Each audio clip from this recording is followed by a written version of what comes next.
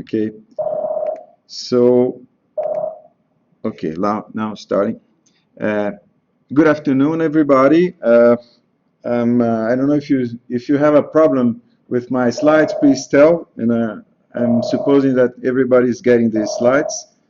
Anyway, I'm gonna be publishing these slides on our Facebook page. Okay.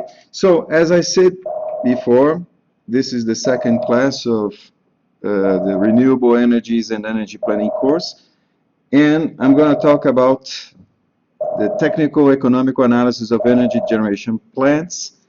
And the importance of this subject is because of something that I said on the last class.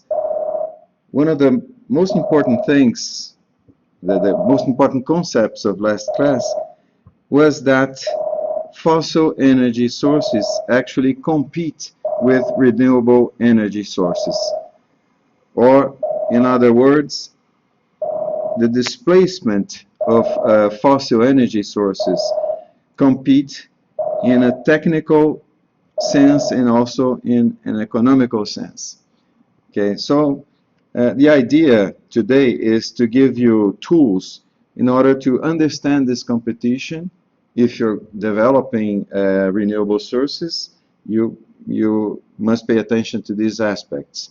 But also to give you these specific tools in terms of how to assess a project, an engineering project related to the production of some renewable energy carrier. It can be a biofuel, for instance, or bioelectricity. Okay, so this is the important concept of last week, and I'm gonna elaborate on this subject through an example. As I said, we're going to analyze an investment project in terms of its technical aspects, but mainly in terms of its economical aspects. And what we're going to do is what is called capital budgeting. Okay, so if you're interested in this subject, you're going to look for information on the internet. You can look for this expression here. Okay. Yeah, let's elaborate a little bit in terms of how an engineering project is developed. What are the procedures that lead to the decisions in the plural of an engineering project? First, you usually start by a conceptual project. So let's say I'm going to produce bioethanol from this type of residues, agricultural residues, at the rate of, let's say, 200 tons per hour. Then you make an analysis or some analysis, and after some decisions, you end up with an executive project. For those that are not familiar with the term, what I call an executive project is the whole project. If we're talking about a building, for instance, like this building that we are, the executive projects, you have the structural project, hydraulics, electrical installations.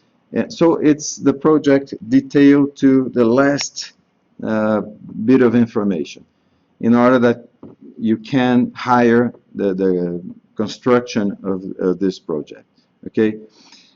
So after you deal with these things, you are going to look at the economic sustainability of the project. That is, the success as a product and also as an investment project. Because let's say a refinery, a biorefinery, can be an excellent product in terms of producing the products that you want, let's say biofuels, chemical compounds, and some electricity. It can be able to produce that, but it's not economically viable. So it's a success as a product. I mean, the industrial installation that converts the feedstock into the products. but it may not be successful as an investment project.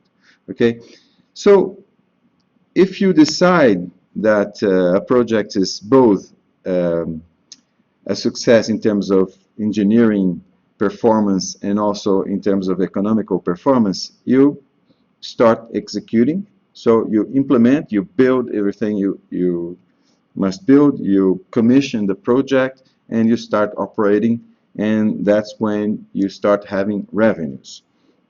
So these ideas here belongs to what we call economic engineering, which is an application of technical economical analysis tools to the engineering project, aiming at identifying the best choice between excluding alternatives. What I'm going to do today is to give you some of these tools. So I'm going to be talking about, let's say, econometrics.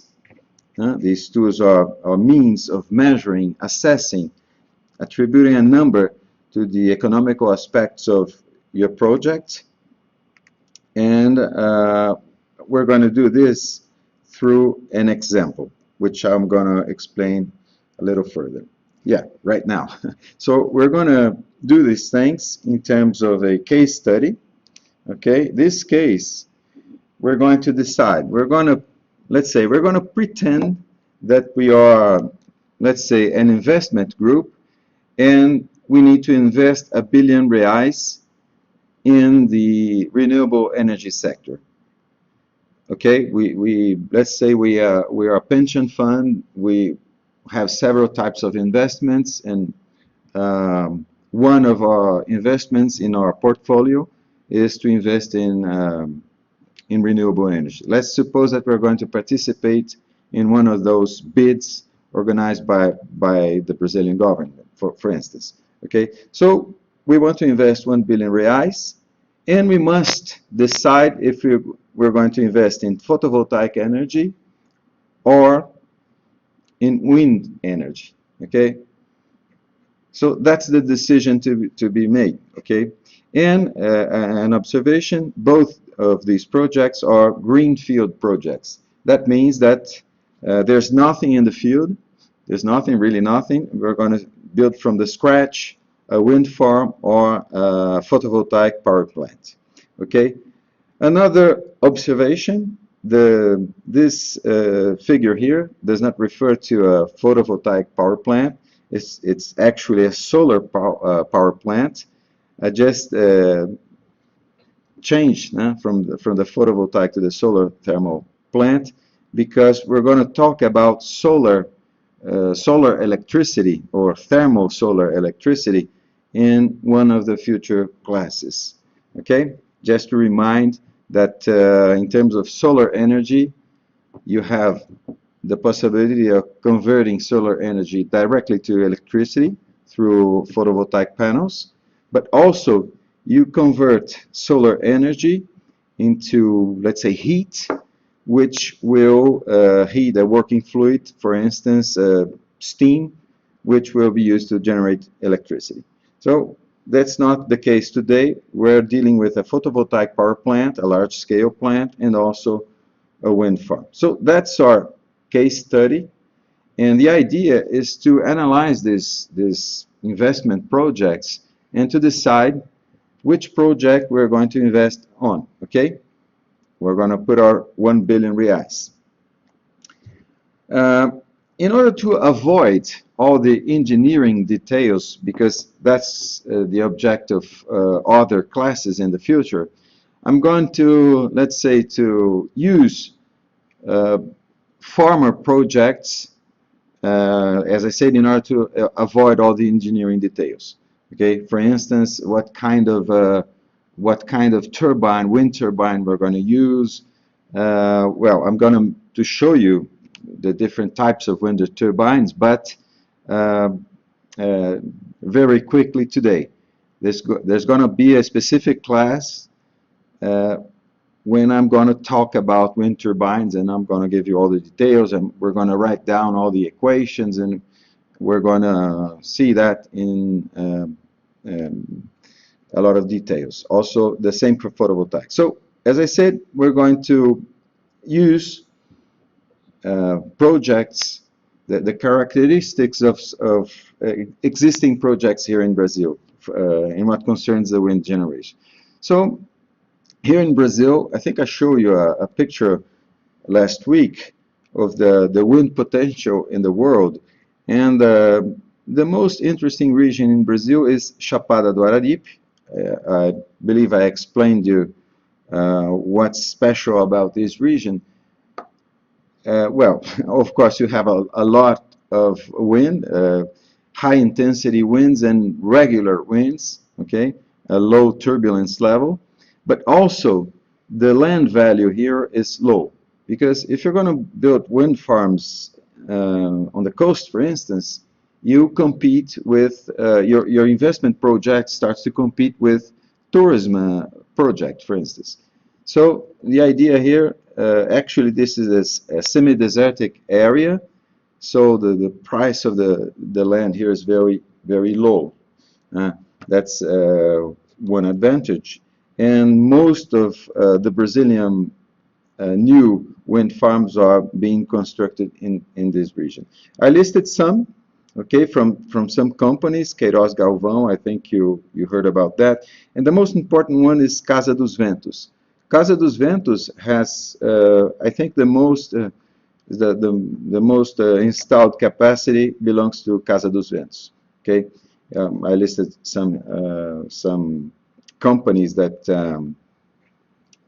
have this type of project in Brazil. Okay, they participate in those bids for renewable energy. Okay, and when I say that I'm going to start from this known project is because we're not going to engineer anything. Okay, we're just going to make the choices that they made.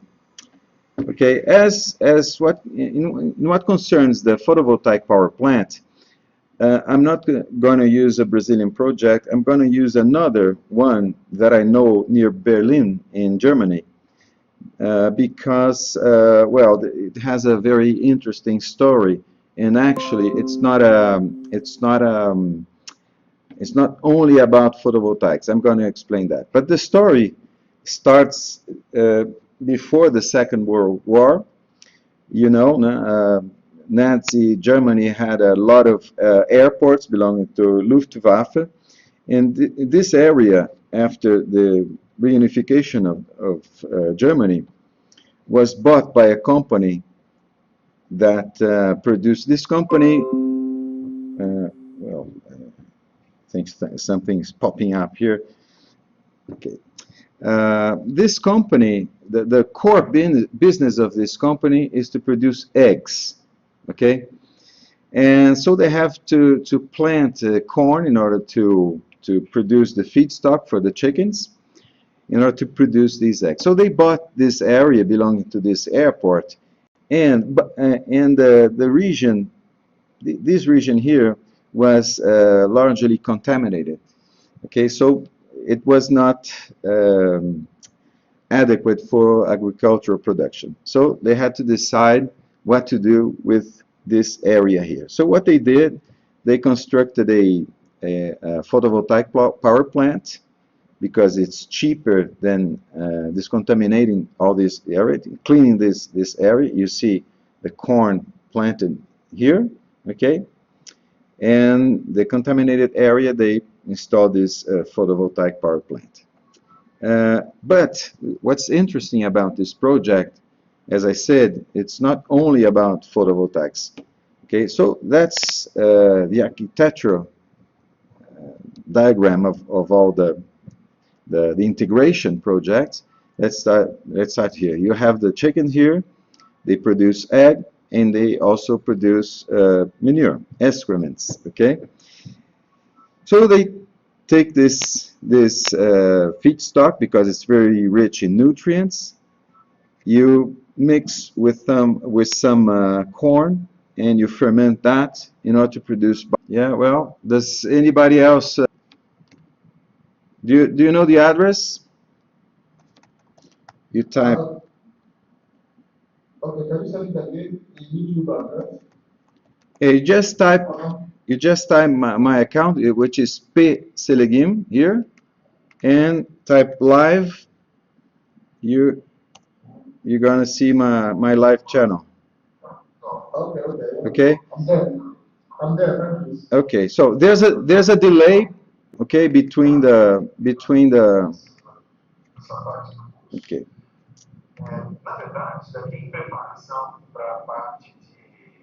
I think you're actually I think you're watching one of the old movies. Okay. Well, anyway, I'm gonna continue. Okay. So where was I? Yeah. You have these residues from which you produce biogas. Okay. And can I don't know. Can you turn off your mic, please? Yeah. Okay. Thanks.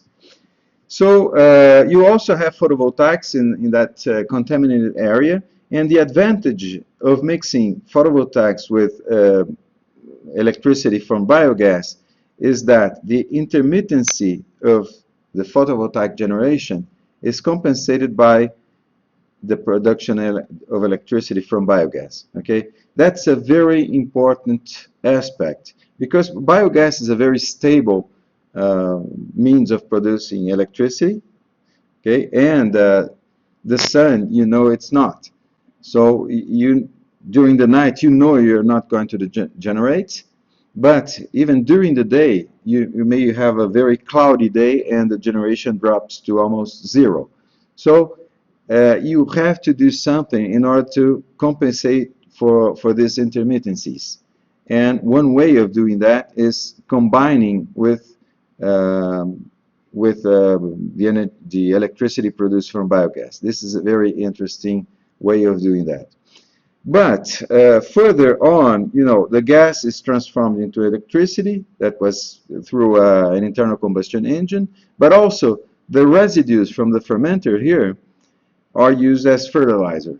Actually, the liquid part is sprayed in the fields, in their own fields, and the solid part is sold as a fertilizer. So this project, it's a very interesting project because it integrates a traditional agricultural activity,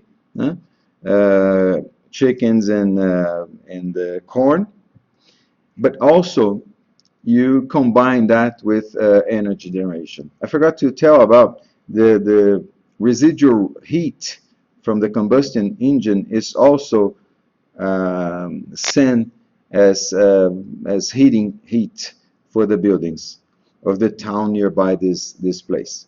Okay, so we're going to take their project, their photovoltaic configuration, and we're going to use that in our case, the case study that we are developing here.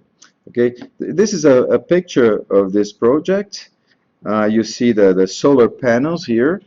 The solar panels are fixed, which means that they are very cheap, but they are less efficient in terms of converting solar energy into electricity. One interesting stuff is that after the Second World War, this airport became a Soviet MiG base. So you see the bunkers here behind the solar panels. Well, these bunkers used to have MiGs, you know, the fighter plane. Today you see barbed wire and all this equipment for this farm, actually. Okay, and the hangars they use here, the buildings they use they are using for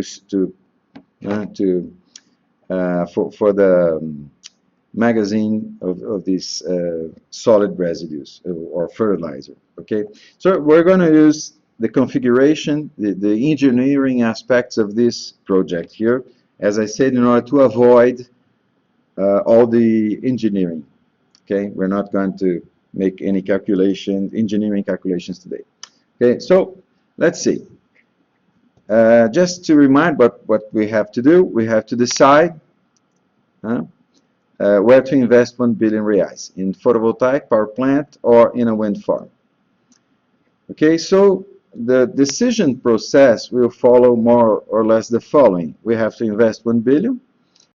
Okay, this money we're going to spend in capital. We're going to buy the wind turbines and so on. So that's the origin of the term capex. So it's capital for expenditure. Okay, and from this investment, this is also an important concept. From this investment, it is expected to have some revenues because, as I said, we are an investment fund or a pension fund, and we're going to use these revenues in order to pay our pensions, for instance. So we expect to have some revenue. Okay, but we always have an alternative. Okay, we are going to invest in photovoltaics or power plant. Excuse me, let me just turn off my Dropbox because it's always synchronizing here. Sorry for that. Okay. So as I was saying, we always have an alternative.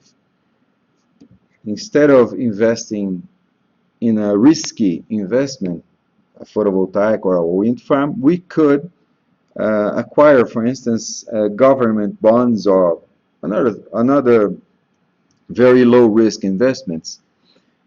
And this alternative actually will bring about the concept of opportunity cost. So that's why I'm highlighting this alternative right now, but I'm not going to elaborate right now. The idea is that instead of investing in a power plant, we always can make one of those very low risk investments. So this will bring about the concept of opportunity cost. Okay, moving further, what we need to do in order to decide which investment to put our money is to construct a financial temporal simulation of the power plant, including expenditures occurring at the design and execution phases. Okay, so everything that you're going to spend before commissioning, you're going to include in this calculation, as well as the revenues and costs during the operation phase of the entire lifespan of our power plant. Okay, so we're going to do a financial simulation. And from this financial simulation, we're going to construct these econometric parameters, which will help us decide where to invest. Okay, so what we need to do is to simulate the project's cash flow. Okay, in Portuguese, sometimes I'm going to give you the terms in Portuguese just to be sure that you know what I'm talking about. So cash flow in Portuguese, fluxo de caixa. Okay, and that's what we do. We're going to capital budgeting. Okay, this cash flow. Just to give you some examples of what I said about starting from projects that are already commissioned, okay, in Brazil or in Germany. For instance, this is an example of the executive project of a wind farm, actually in Ethiopia, and that means that you have all the engineering aspects, but also all the economic aspects. This is, for instance, all the equipment and services that you're going to need for your project, for your wind farm, with all costs itemized here. See, so I don't know if you can read here the FOB price of turbines. Okay, the crane necessary to mount the generation on top of the generator on top of the tower, and so on and so forth. So you arrive at this kind of list, very extensive and detailed list, after starting from the conceptual project, then you make all the preliminary engineering calculations, then you make the more detailed engineering calculations. So you have all the executive project, and then you can start by looking at what the costs. How much is going to cost to build a road to have access to the place where you're going to build the power plant, the wind power plant. Okay, so that's just an example because we're going to start from this type of information.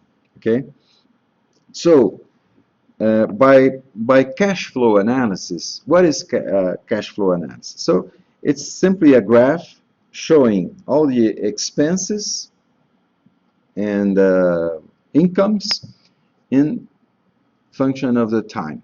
Okay. The convention here actually, what positive means income. Okay, so income is positive and an expense is negative. Just a convention.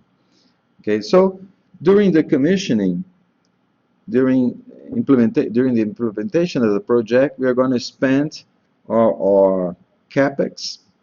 Okay, so where we build roads, we buy the power generators, and so on and so forth.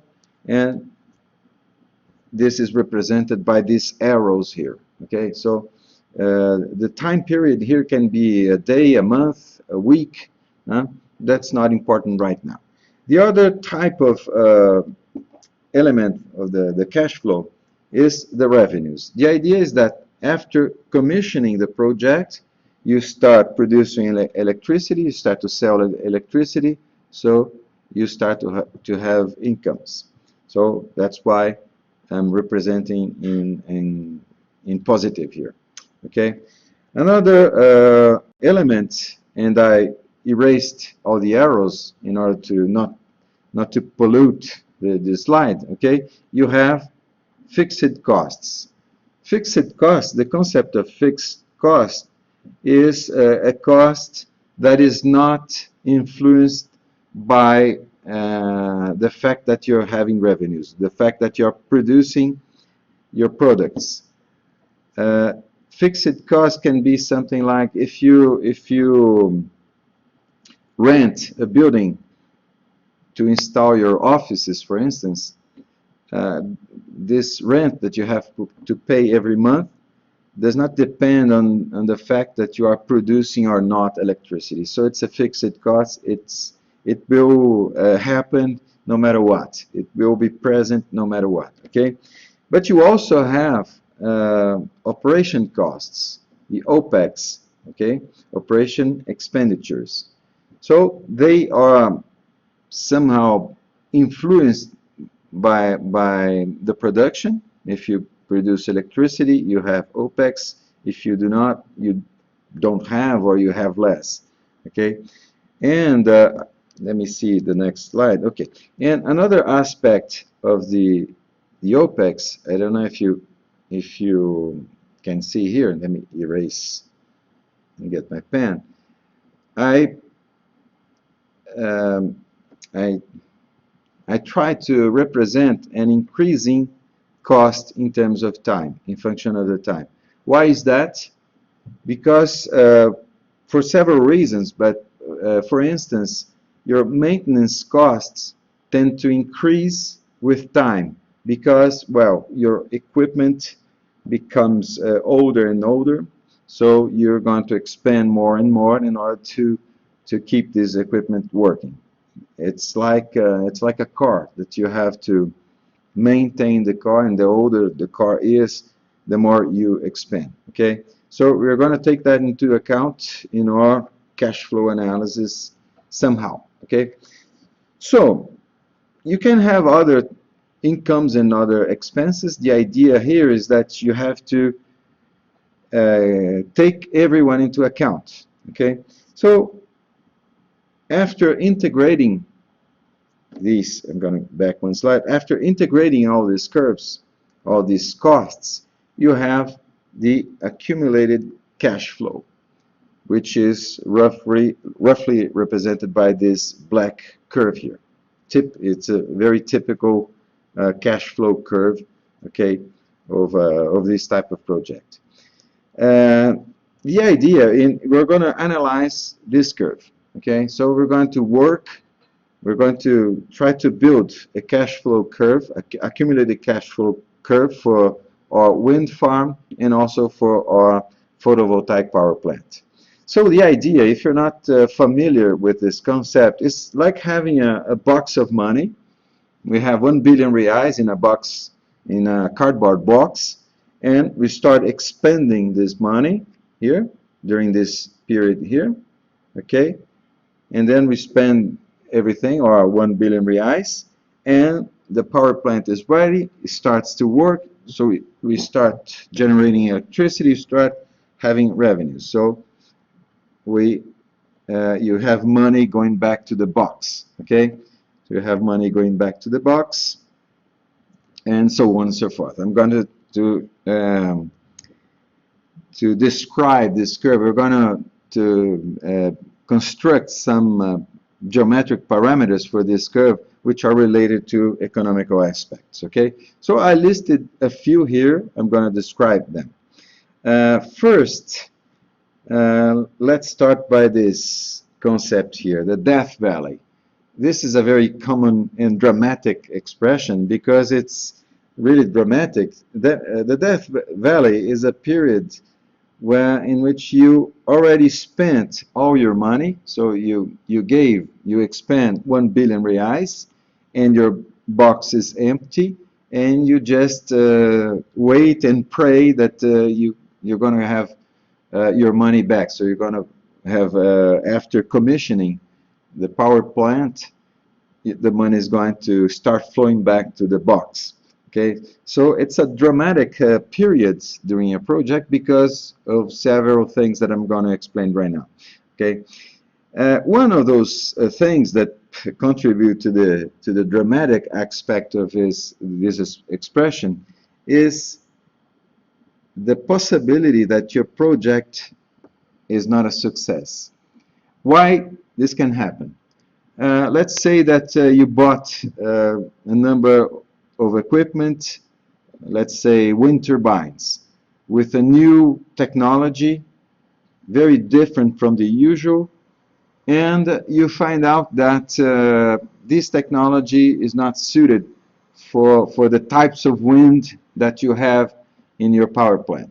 So what you're going to have is you're going to have less electricity generation, so less revenues. And your curve, your cash flow, instead of following this, let's say, theoretical or path, it's going to follow, for instance, this path, this trajectory here. Okay, so that means that money is going back to the box, but at a very, very small rate, or smaller rate than you expected.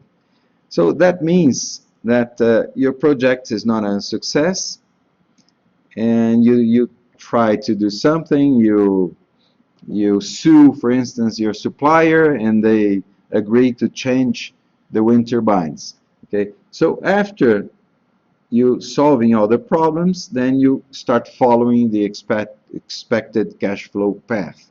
Okay, so the six. Wait. Okay, somebody. Professor, I have a question. What? And the question is, why is it that in the developing countries, most government or public funded projects rarely come out of the face value? Do you have any? Sorry, I cannot hear you. Can you repeat your question, please?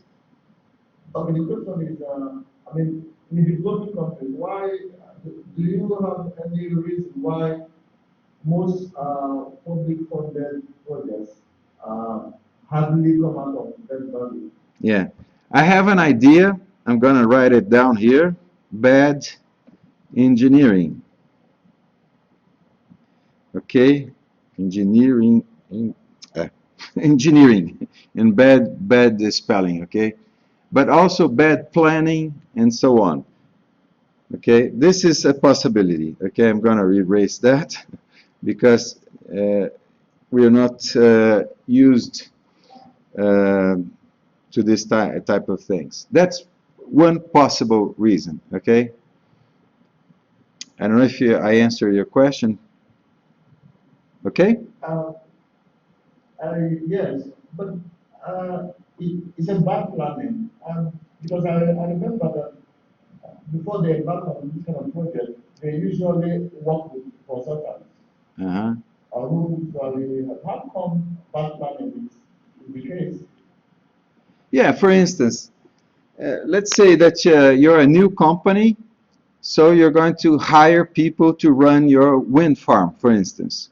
Okay? What kind of people are you going to hire?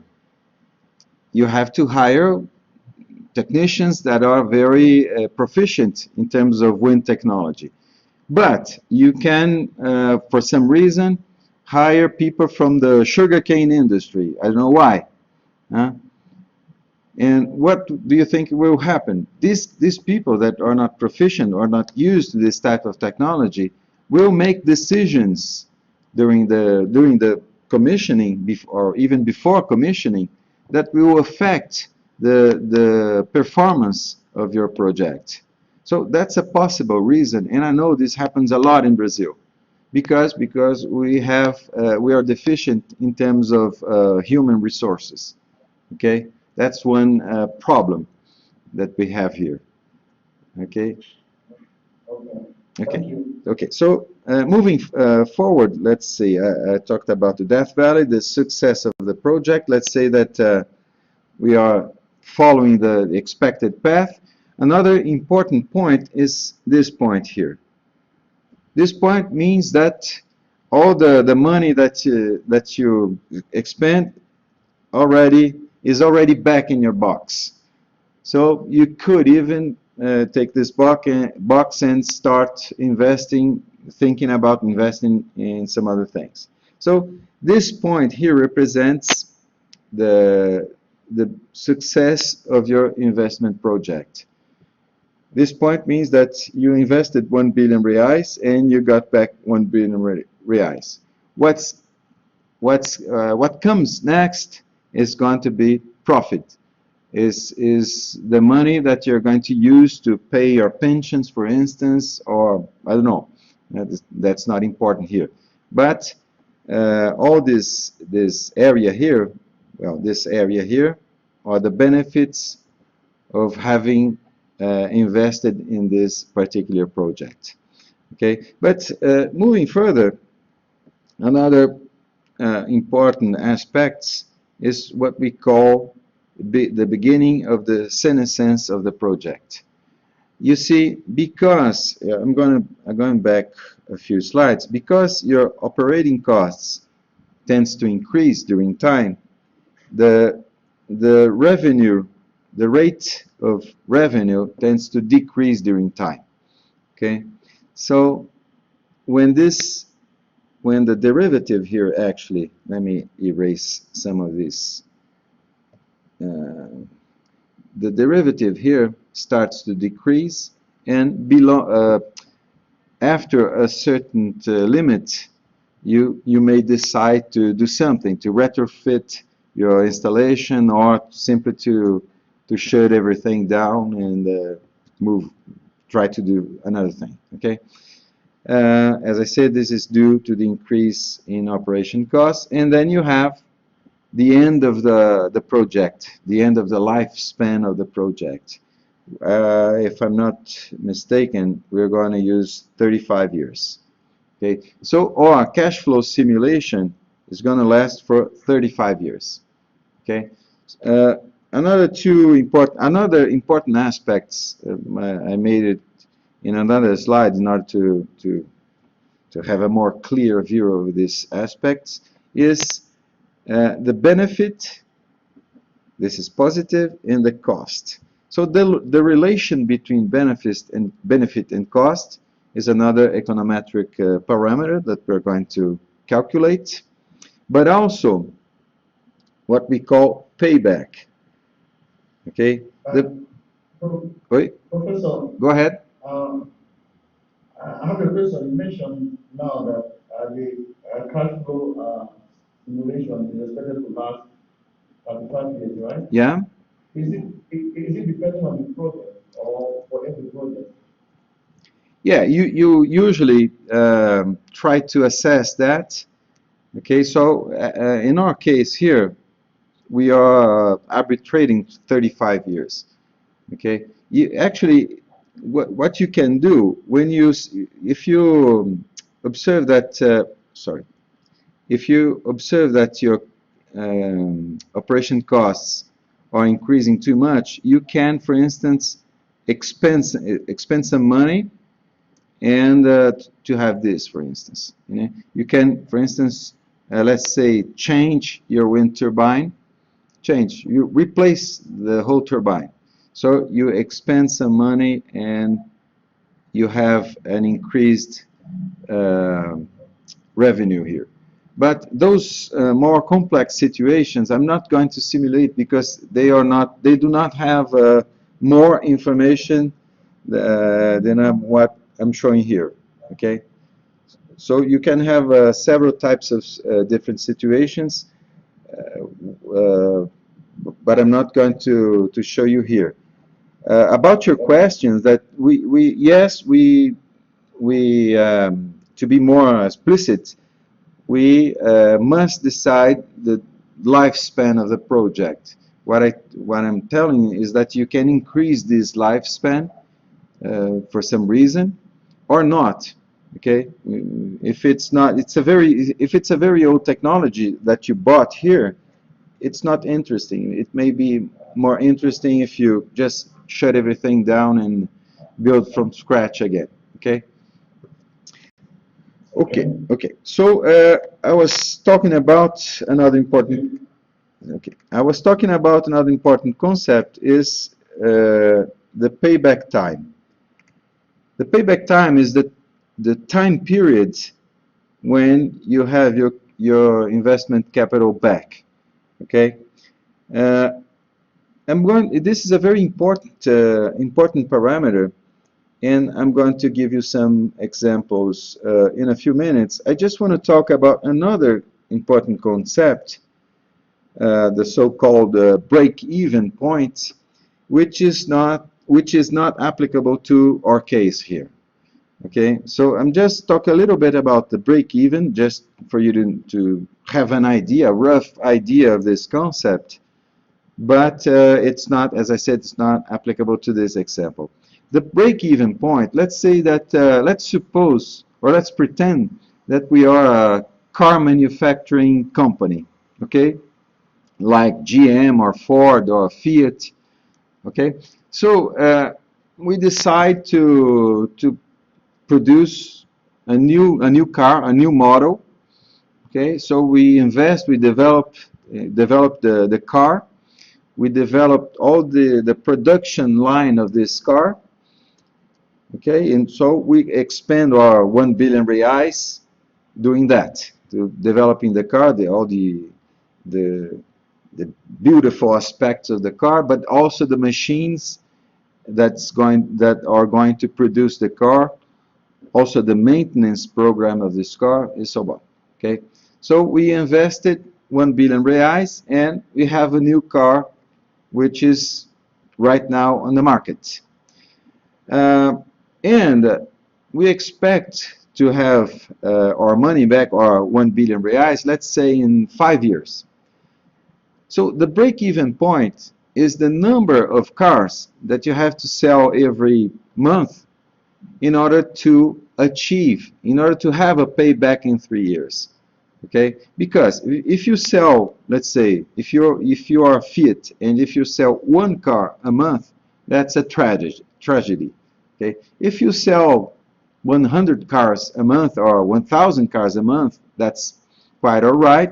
If you sell 10,000 cars a month, that's very good. Okay, so the break-even point is the number of cars that you have to sell, the number of units produced in order to achieve the expected payback. Okay, so this is not applicable to our case because the energy, that's a particularity of our system here in Brazil, is that this project, implicitly, I'm thinking about selling energy in one of those bids organized by the government agencies.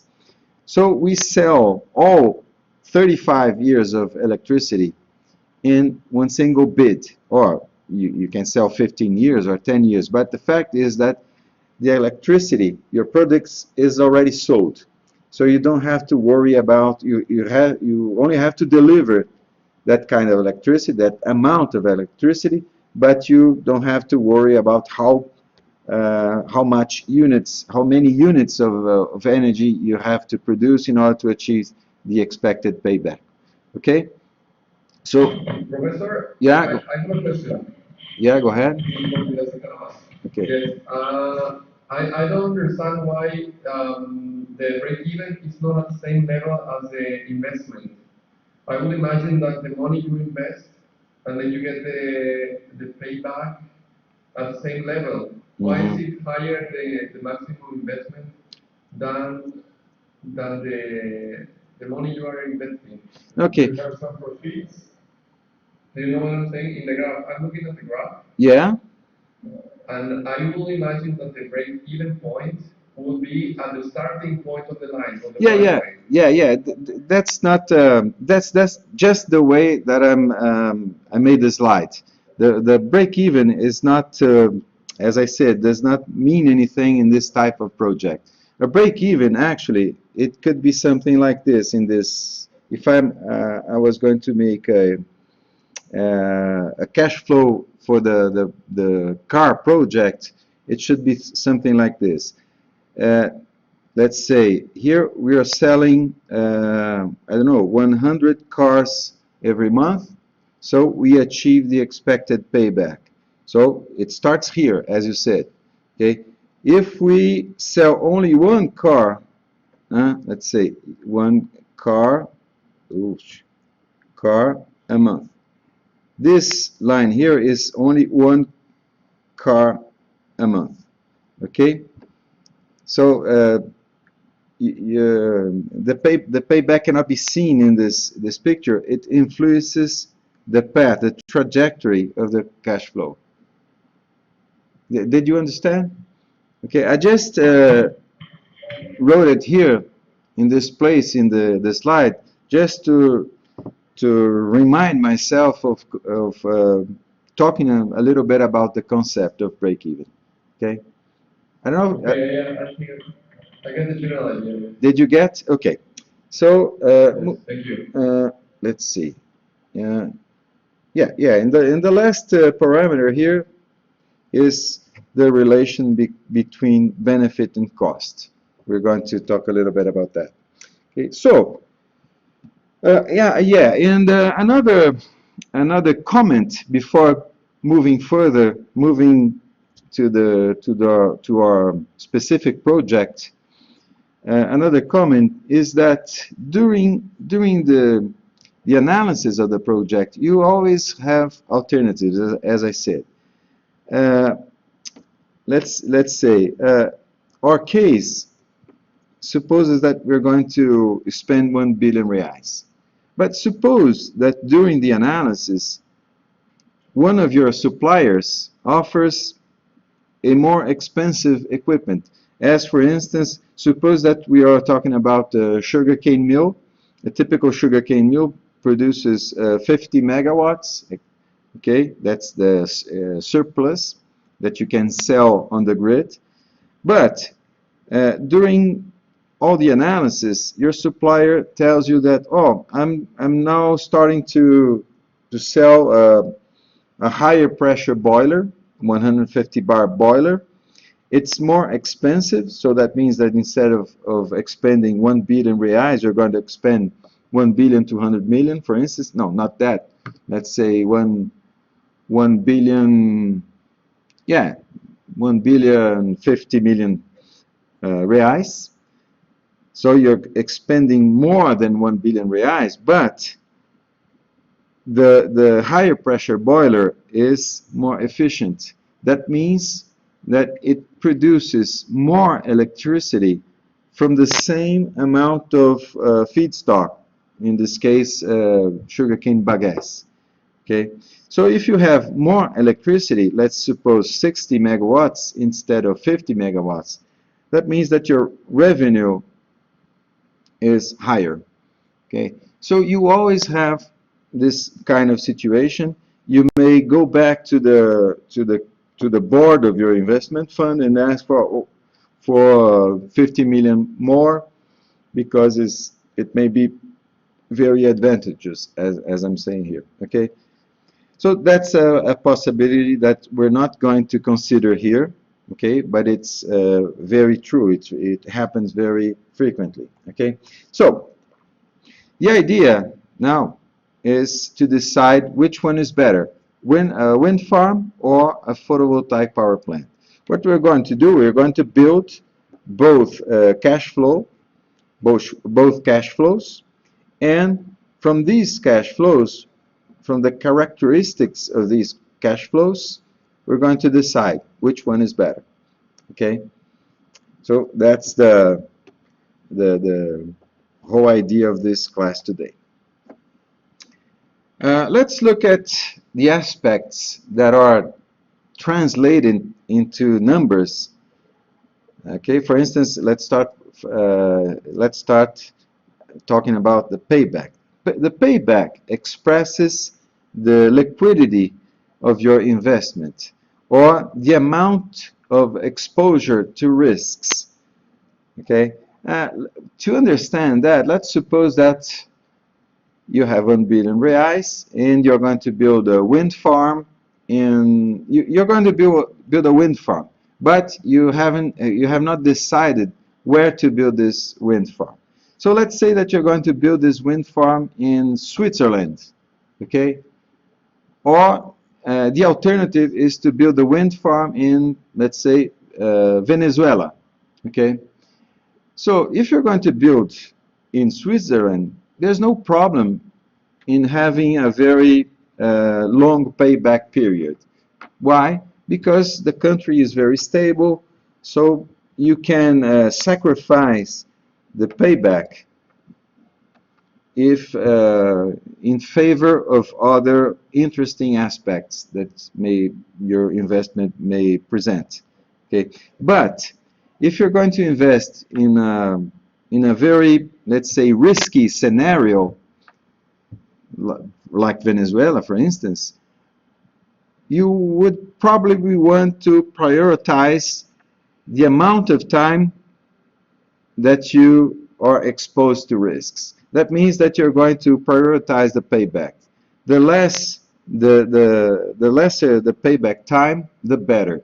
Why? Because you have your money back. If something happens, at least you have your 1 billion reais back. Okay, so that's the idea of the payback. It expresses, it quantifies the liquidity or the amount of risk that you're running during your project.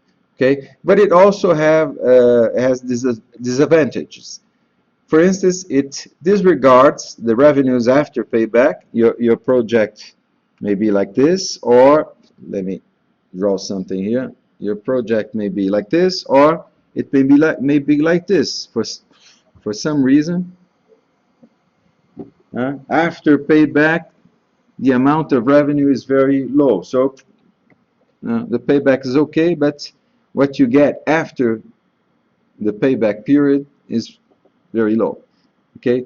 It also disregards the temporal value of money. This is a very important concept, which I'm going to elaborate in a few minutes. The temporal value of money. Okay. Before talking about the temporal value of money, let's look at another parameter, the relation between benefit and cost. Okay, it expresses how much benefit can be obtained from each unit of value invested. Okay, so after doing all the calculations, you arrive at the conclusion that you have 20 cents of profit for every every real invested, every unit of value. This is an interesting aspect. Okay, it's very simple. But let's talk about, yeah. Professor, you made a comment that disregard revenue are talking about. Why should we disregard? Why should the revenue be disregarded? I mean, No, I'm not saying that it should be disregarded. I'm saying that the parameter, the payback, for instance, 36 months, okay, it's a time period. 36 months, it's better than 48 months. That means that in 36 months, you have all the money in your box again. Okay, that's the only aspect that is assessed through this parameter here. If you want to quantify, if you want to analyze the revenues after payback, you have to use another parameter. Okay, that's what I'm saying. Okay, this parameter actually is related to this concept here, the temporal value of money. Okay, and so I'm going to elaborate on that right now, and it will lead us to the so-called internal rate of return, IRR. Okay, that's the name of this econometric parameter, internal rate of return. So let's talk about temporal value of money. I have to explain the concept before showing you how to calculate the internal rate of return. Okay, it's more important. I could show you the formulas and say, well, this is the internal rate of return. It's more is better, less is not so good, but you don't have the concept. The more important, it's not the number, is the concept behind the number. Because after all, at the end of the day, you're going to have to decide. And to decide, you have to know, you have to be very aware of all the concepts behind these parameters, these econometric parameters, okay? Okay, so to explain the concept, let me put you a situation. We have, let's say, two projects, project A and project B, okay? The cash flow of the project A is something like that. And both projects, we're going to expend 100 reais. Okay, let me erase. I'm polluting too much my slide. Okay, so in both projects are going to spend 100 reais. But in project A, in the first year, we get 0. In the second year, we get 55. In the third year, 50. And then nothing. Okay, sorry, just an observation. I try to translate everything in English, but sometimes I see that there are some things in Portuguese. Sorry for that. Okay, so if you look at the cash flow of project A and you make the calculations, you invested 100, and in 3 years you get 150. Okay, project B, on the other hand, you invest 100, first year 0, second year 20, third year 30, fourth year 70, and then 0. Okay, so project B, after doing all the calculations, the net values, you invested 100 and you got 20, but after 4 years. So which is better? To decide that, you have to answer Homer Simpson's question, which is to have a return of 15 in 3 years or to have 20 in 4 years. Or another way of putting is to have less profit right now or in a short period of time, or to have more profit in a longer time. That's the point. Okay. Do you have any idea of how to answer this question? It will depend actually in several aspects. For instance, the exposure to risk also, but also in remember, right in the beginning of the class, I told you that we always have alternatives. Instead of investing in A or B, we could buy government bonds, for instance, because all projects, all investments are subjected to risks. Yeah, even the government bonds are subjected to risks, but in principle they are very, very low risk. Okay, so let's elaborate on that. Or alternative, instead of investing in project A or investing in project B, we could, as I said, buy government bonds, like a very, very safe bonds, like for instance the United States of America debts. Okay, so if you could read the small letters here, you could read that, you could conclude that, well, it says that after a certain amount of years, 30 years, let's say, you're gonna get your money back, this amount of money, with an interest rate of, I don't know, it was 0% actually some time ago.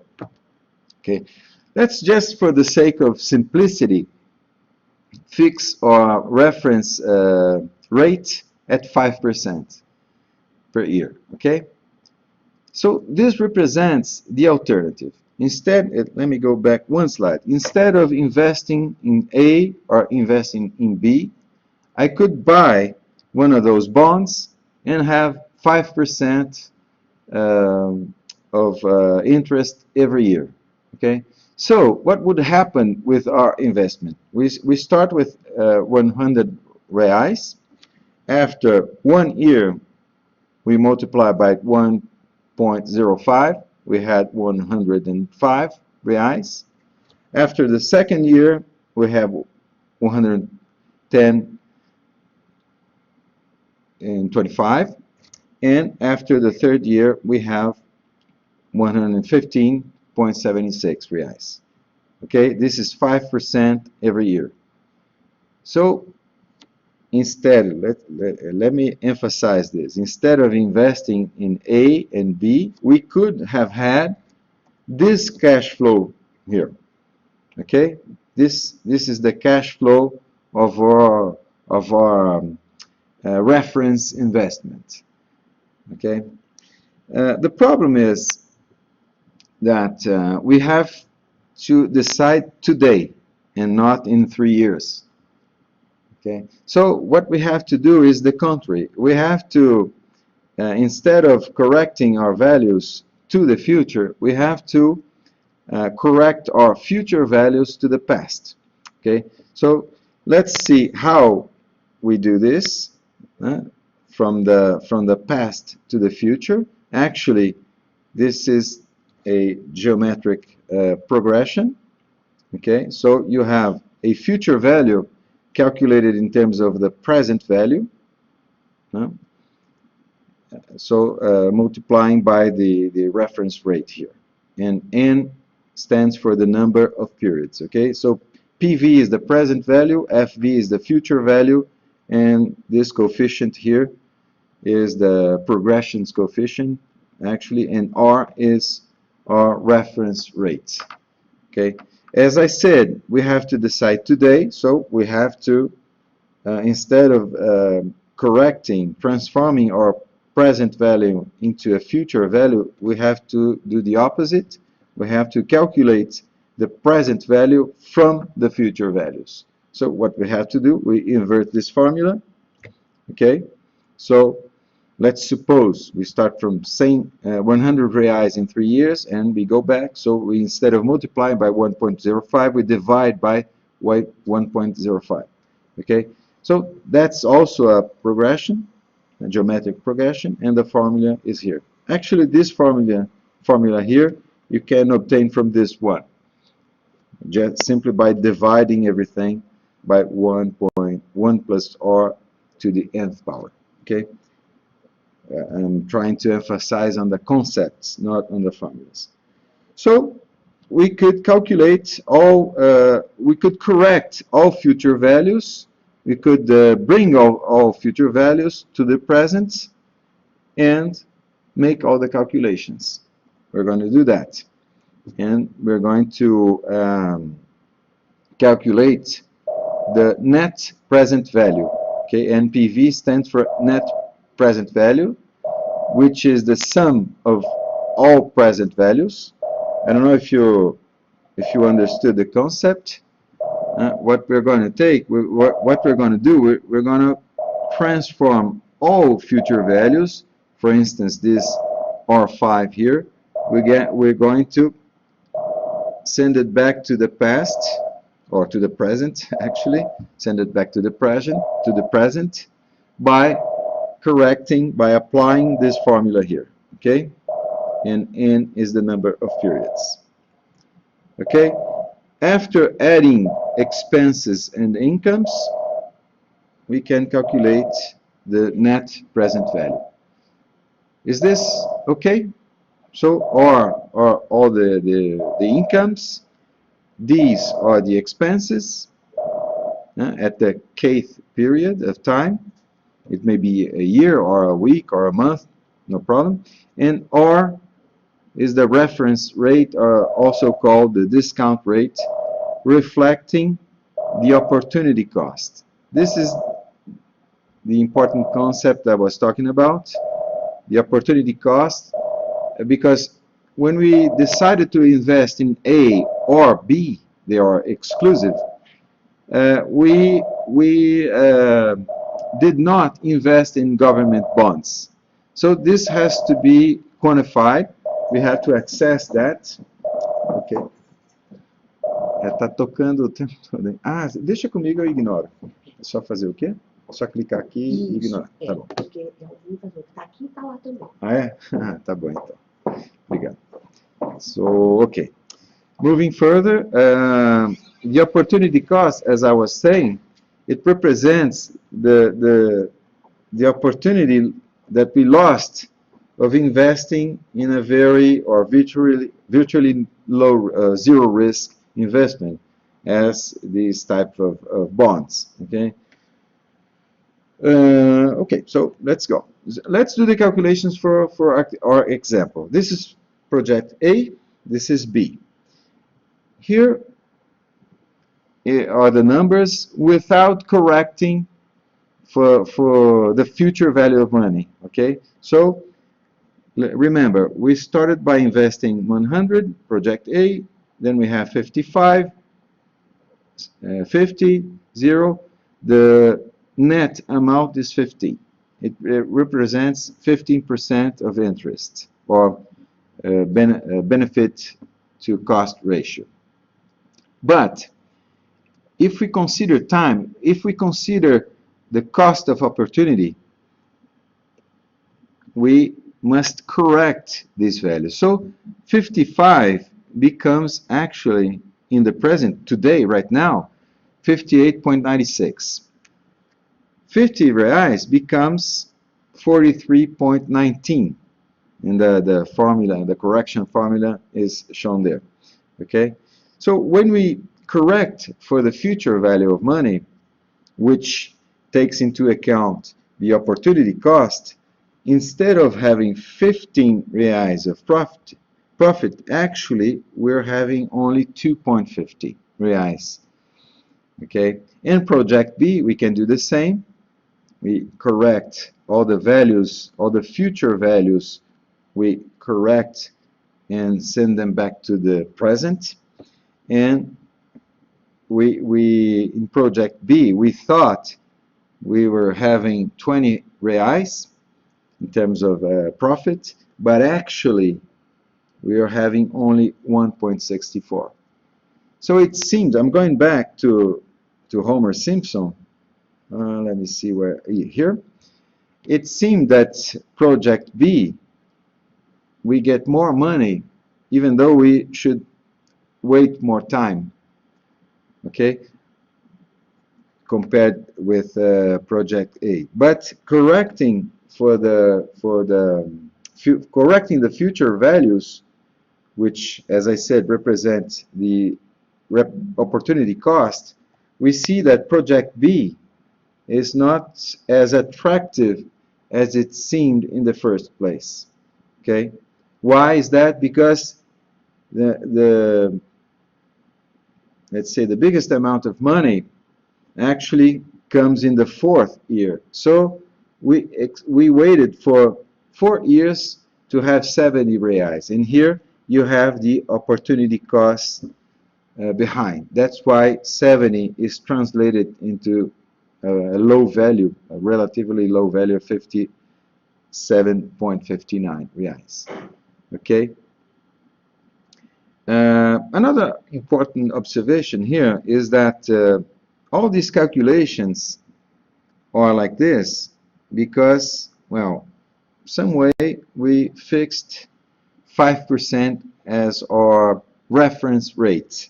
This 5%, remember, it comes from it's a way of assessing, it's a means of assessing the opportunity cost. Okay, what happens if we change this rate? Because, well, it's arbitrated. Okay, what happens if we change? Instead of 5%, for instance, what happens if we set 5.6? Instead of buying bonds from USA, we buy bonds from Japan, for instance. They are paying a little bit more. It's well, North Korea is playing jokes on them, so it's a little bit riskier than buying American bonds. So that's why they are paying more interest. So let's say 5.60% a year. In this case, investment A, okay, correcting all the values, you have only 0.75 reais, a profit of only 0.75, and project B actually is deficitary. Okay, you have losses. Sorry, you have losses. You have a prejudice of 30 cents in project B. Okay, so the point here is that well, the amount of interest, or how you decide what's going to be your reference rates, will affect the behavior of your economical project, or actually the net present value. Okay, 0.75 and minus 0.30 represents the net present value. Okay, it's in Portuguese here.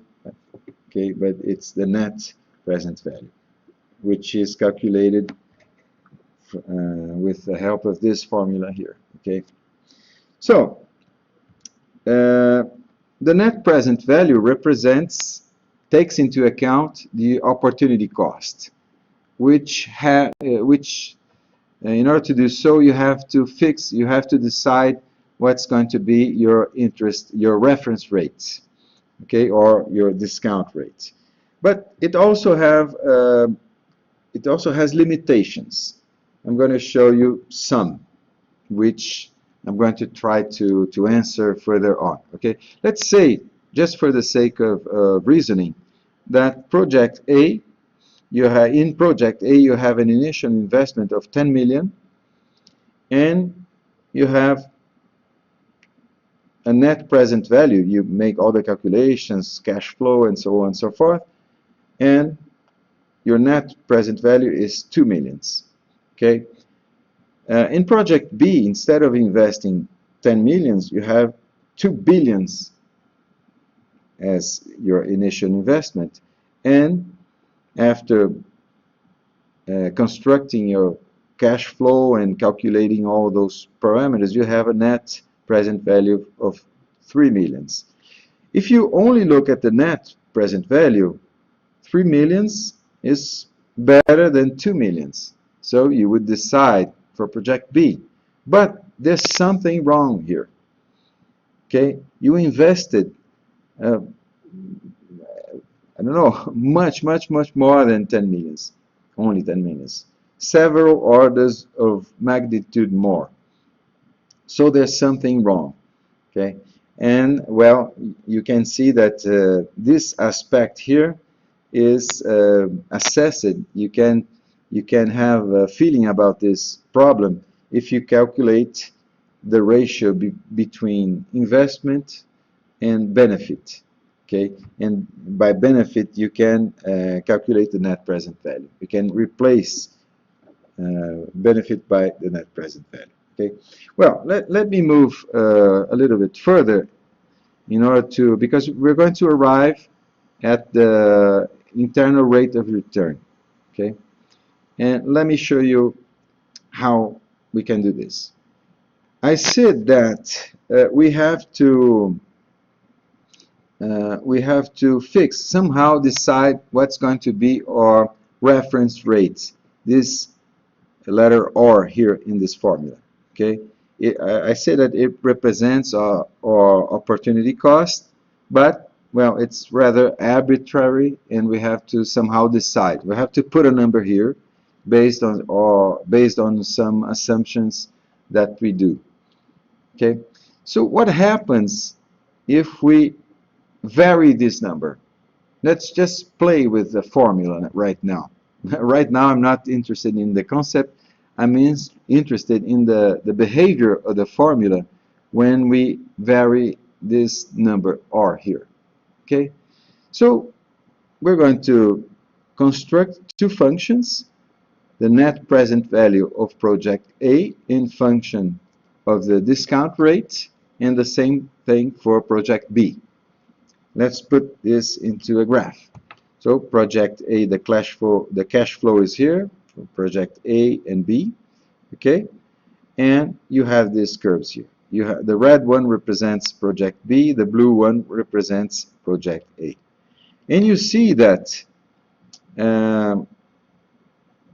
project B, the net present value of project B decreases faster than project A in function of your discount rate. I omitted here. Okay, here is R, and here is the net present value in function of R. Okay. So, and also there are two special numbers when your net present value is 0. Okay, is 5.9 for project A and 5.2 for project B. So what these curves represent in terms of cost of opportunity, but also in terms of robustness of the investment project.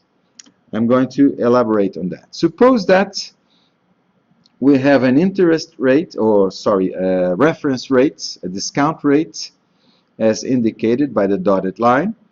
So if we have this discount rate, and if we consider project the net present value as our single decision parameter, well, in this case, project A is better than project B because the net present value of project A is bigger than is greater than the net present value of project B. Okay. If we change that, if we have, let's say, a less costly opportunity cost, in this case, project B, in this case, R is smaller. Okay, the discount rate is smaller. Let's say these are Japan bonds, and this is the USA bonds. Okay, in this case, project B is better than project A. Okay, so depending on the reference rate, you may decide for A or B. But there's another aspect that I want to show you, is the exposition to risk. Okay, so the point is how to evaluate the opportunity cost by setting the discount rate. How do we do that? Okay, oops, sorry. Because why this is important? Because you know the discount rates, the actual cost of opportunity may vary a lot during time. This, for instance, this is just an instance, an example. This is the equivalent of the Brazilian discount rate or reference rate, which is the so-called Selic. This is the variation of the Selic during the years from 1994 to today. It's 9.25, but you see during time it varied a lot. It went to astonishing 85% in 1995. Okay, this is during a period of very high inflation. So how can you, as I was saying, how can you set your discount rate in order to make these calculations and make the decision when you have this kind of situation? Very, very big variations in Brazil. If you do the same for the United States, it's a lot more stable. It's in the United States, it's something near zero here during all this time. Also Japan and so on. Okay, so what does this mean? What does it mean when you have zero net present value? Okay, that's the limit between having a profit and not having profit. Okay, so that's what we call the viability limit, the discount rate above which the project is no longer economically viable.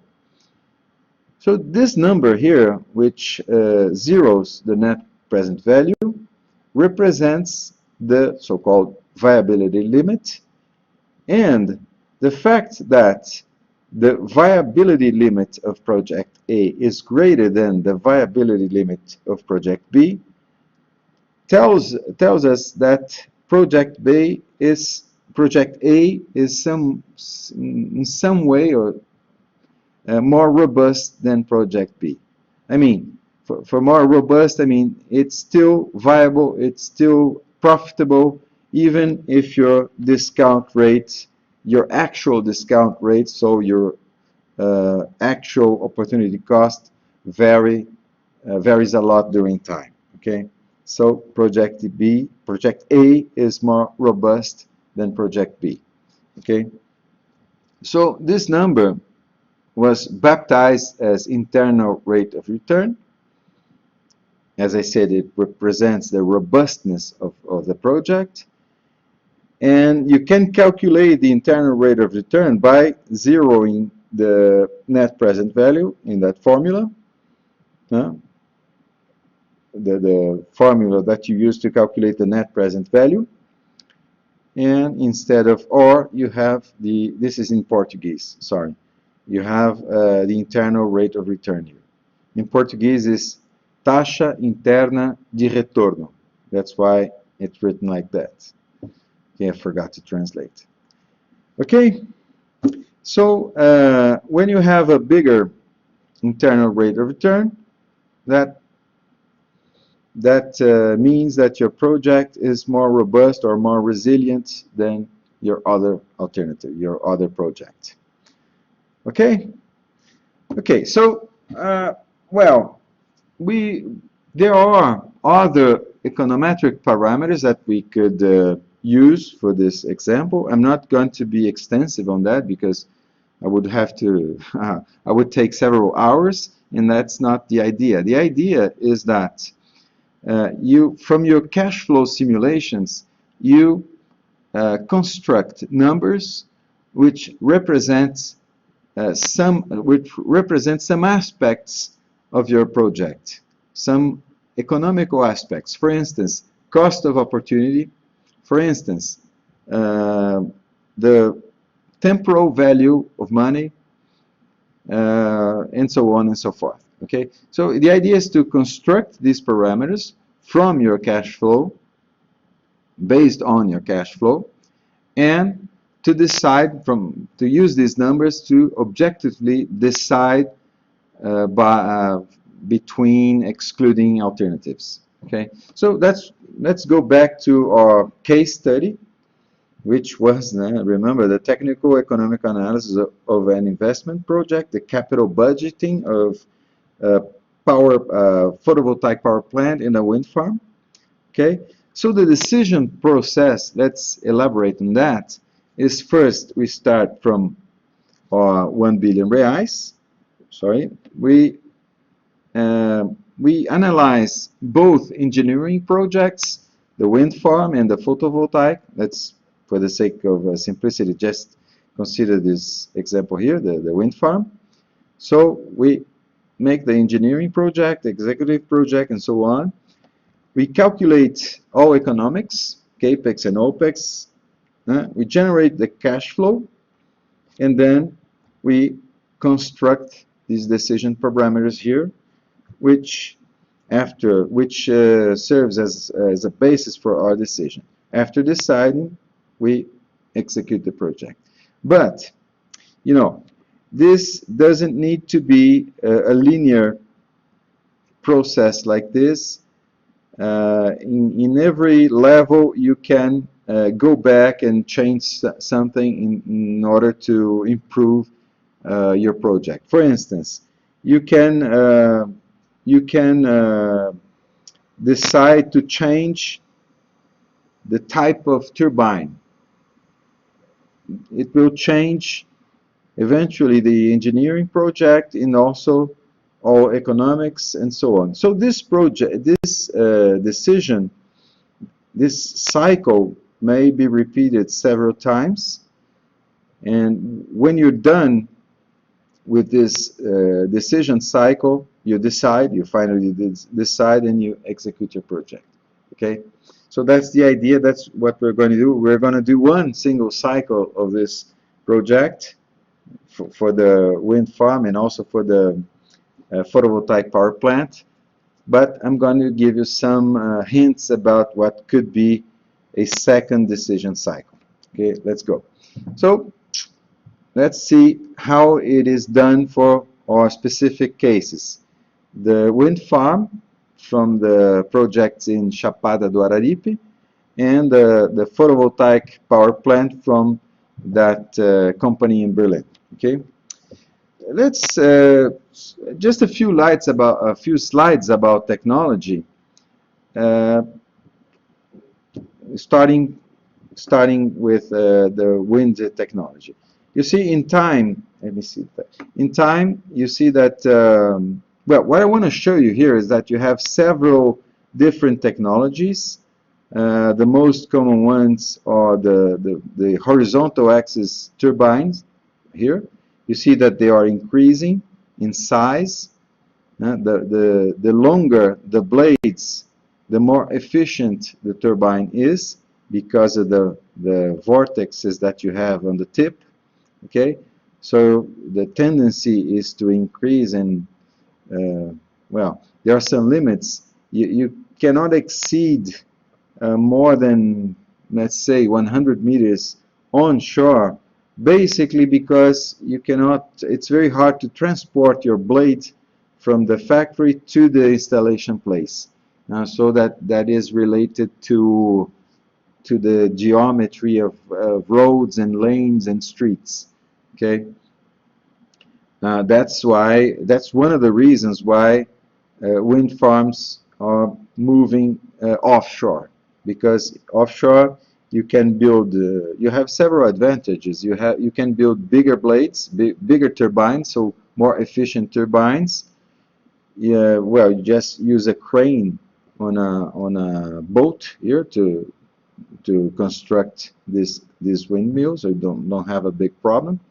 Now another interesting point is that the winds tend to be more regular offshore, more intense and more regular offshore than onshore, compared with winds onshore. Okay. And also, let's say, visual pollution and acoustic pollution. Okay, you have less problems offshore compared with onshore. Have you ever heard this term? Yes, sorry. Yes, but not in my backyard. Yes, but not in my backyard. This is it's not exactly a joke, but it's the wind technology is a very mature technology. Wind generation is a very mature technology, and it is so mature that people always say yes to wind technology, but they don't want these windmills on their backyards because of visual pollution and also because of noise. Okay, so that's one reason why windmills are being moved offshore. You also have several different technologies. You have, for instance, vertical axis turbines. They are less efficient in terms of converting wind energy into mechanical energy, but they generate less noise, so they are more adequate for urban applications. You have several technologies. I'm not going to show you all of them today, but we're going to have a specific day when we're going to analyze all these things. Another information in this slide is the tendency to decrease the capex associated with wind technology, with the wind turbine, due to incorporation of new technologies.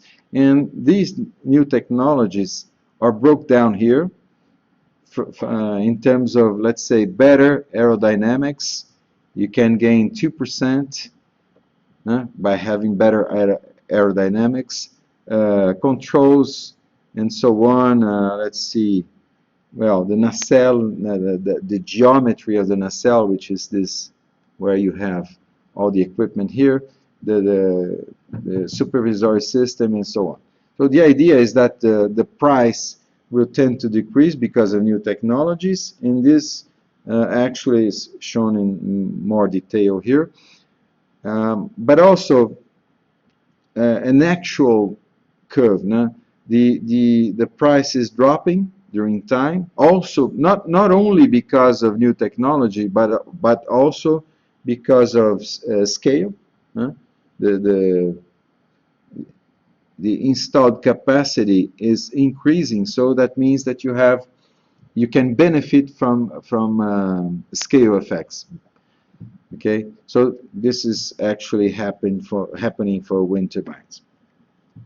And just an example now, how can we calculate the investment, the capital for expenditure in these technologies? Well, what I'm showing you here is just, let's say, just opening the door to this area, to this economic engineering. But this is an actual example. Okay, one way of assessing the amount of money that you will expend to construct your wind farm and also to operate your wind farm can be estimated like this. All of these dots are actually actual wind farms built in Brazil, but also in the United States, in Europe, and so on. Every dot, for every dot, you have a lot of information. You have the installed power, you have the technology, and so on, but also how much it costs and how much it costs to operate the corresponding project. So you list all this. This is a data gathering effort, actually. Okay, so after you're constructing this database, you can plot, for instance, the cost, how much it cost to build that specific power plant, and in terms of the installed power. The concept of installed power is the sum of all the powers of all windmills, the power of the generator. How much power it's going to generate will depend on the intensity of winds and so on. Okay, but that's the nominal power of the wind generators. Okay. After, well, plotting all these points, you can calculate a tendency, and this number here represents what? Represents the cost in $1 million in terms of megawatts installed. Okay, so that's exactly what was done for one of those projects in Chapada do Araripe, actually. Okay, this is an actual example. And well, it's as simple as that. But the problem is to have all these points, to have all this information in a coherent manner. Okay. So the idea is, I'm not showing you all the calculations. The idea is to end up with a table like this. Well, this is PV is actually wind. Okay, this is wrong. This is wind. So the idea is to end up with this kind of table in which you have, for instance, your capex, your opex, and also another parameter here which represents the amount of money that you're going to make when you start selling electricity. Okay, I'm going to explain you that. But also these are economical parameters, but also some technical parameters. For instance, the efficiency of your power plant, the capacity factor. Okay, 35%. This means that you're going to generate 35% of your installed power. Okay? And why is that? Because, well, winds are intermittent. So sometimes you have wind, sometimes you don't have wind. So in Chapada do Araripe, the capacity factor is 35%, which is a very good number compared to other other wind farms, other places in which you have wind farms. Okay? So the important numbers for today's analysis are the economical parameters, and also the capacity factor and the time necessary to build the wind farm, 18 months. Okay? Another aspect which I'm going to take into account is the depreciation, okay, of the equipment, in order to take into account the increase of cost due to maintenance, because your equipment is getting older. So we're going to take into account, that means that we're going to multiply this number, 7.21 reais per kilowatt installed per month, okay, per month, and we're going to multiply this number by an increasing number, an increasing function, a function that will increase with time. Okay. Well, the calculations that we're going to make, this is just an example, is so we take our 1 billion reais, we spend that in a wind farm. So we have 310 megawatts peak, okay, in terms of installed power. Correcting for the capacity factor, that means that we're going to generate 108 megawatts. Those in the Brazilian term for that is the physical power or physical energy. Okay, so that's what you could expect to generate in 1 year. So this is it is very likely that you generate this amount of power in average during the year. So we transformed our capex into a wind farm. This, let me erase a few bits here. So we transform our capital into a wind farm. This wind farm installed in Chapada do Araripe will generate this average power during a year, which will generate 0.85 million reais every month, considering, let me go back just considering, sorry, let me erase, considering that we're going to get paid 120 reais for every megawatt hour, okay?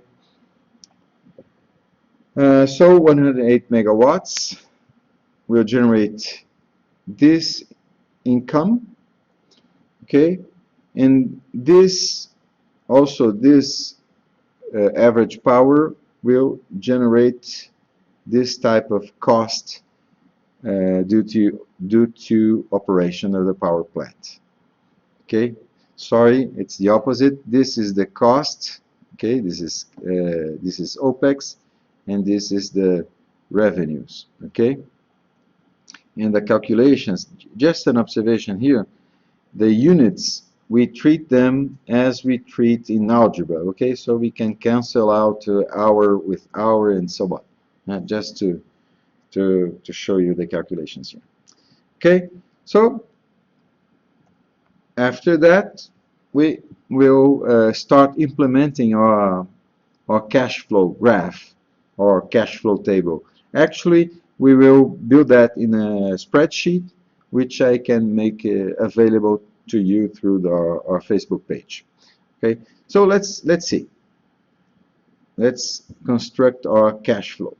Okay, we start by expanding our capex, or 1 billion reais in 18 months. So we're going to expand that here in 18 months. Okay, and an important observation here is we can choose to build our power plant in modules. Like here, we commission 1/3 of our power plant in 6 months.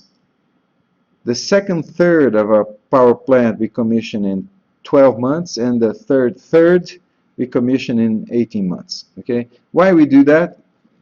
We do that to anticipate generation of income. Okay, in order to anticipate the payback of the project. I'm going to do that for the power plant, the wind farm, and also for the photovoltaics. Okay, so when we commission the first module of our power plant, we start having revenue, but also we have operation costs. Okay, and the same for the second module, and the same for the third module.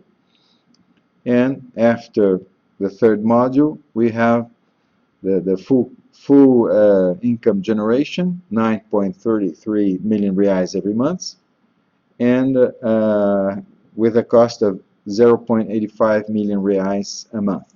Okay?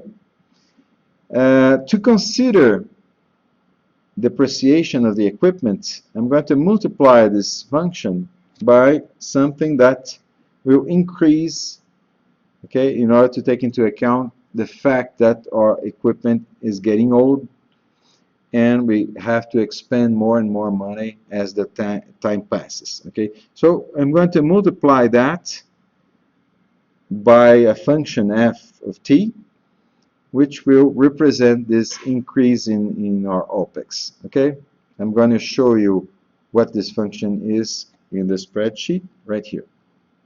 Okay, so yeah. Hello. Yeah. From the graph you showed that the revenue increases as the operational cost increases. Is it possible that the revenue will increase with lower operational costs in some cases? Yeah, it is, but you could consider that. As I said, here in well, this is a specific case because in this case, this energy is sold in bids. So I'm going to show you, I think it's the last class, I'm going to show you the spreadsheets that the Brazilian agency publishes, in which you have all the information. So you can see things like company A bought energy from company B. So they bought, let's say, 100 megawatts every year during 50 years at the price stated in the contract. So in principle, the price that company B is paying company A is fixed at the bid, at the beginning of the contract. Okay, I'm disregarding completely inflation. If you want to consider inflation, it's just a complication because you have to multiply, you have to correct values, but there's no new information.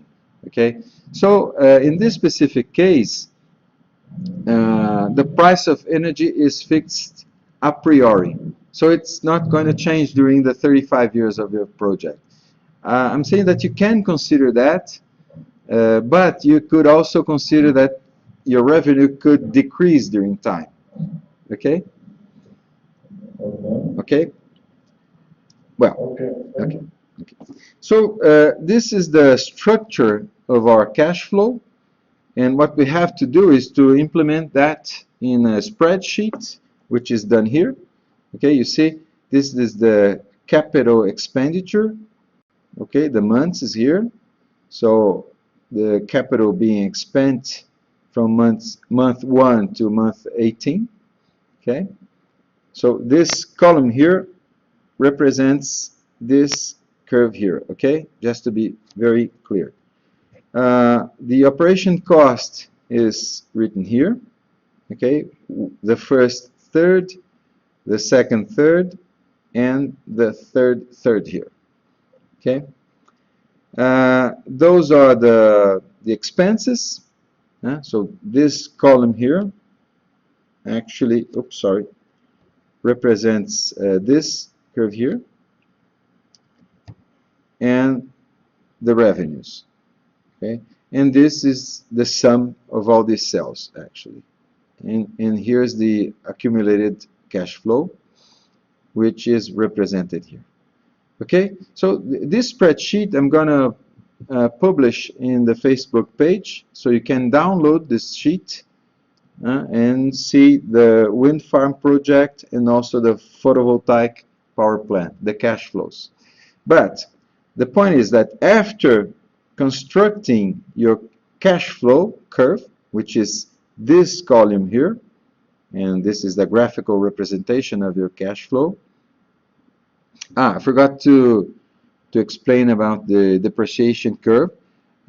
This function here, this f of t, is actually this function here, 1 plus d multiplied by n divided by capital N. Okay, n is the number of months, and capital N is the total duration of the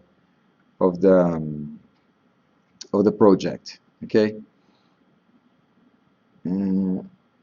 I don't know if this is correct, but you're going to see this formula is implemented in this cell here.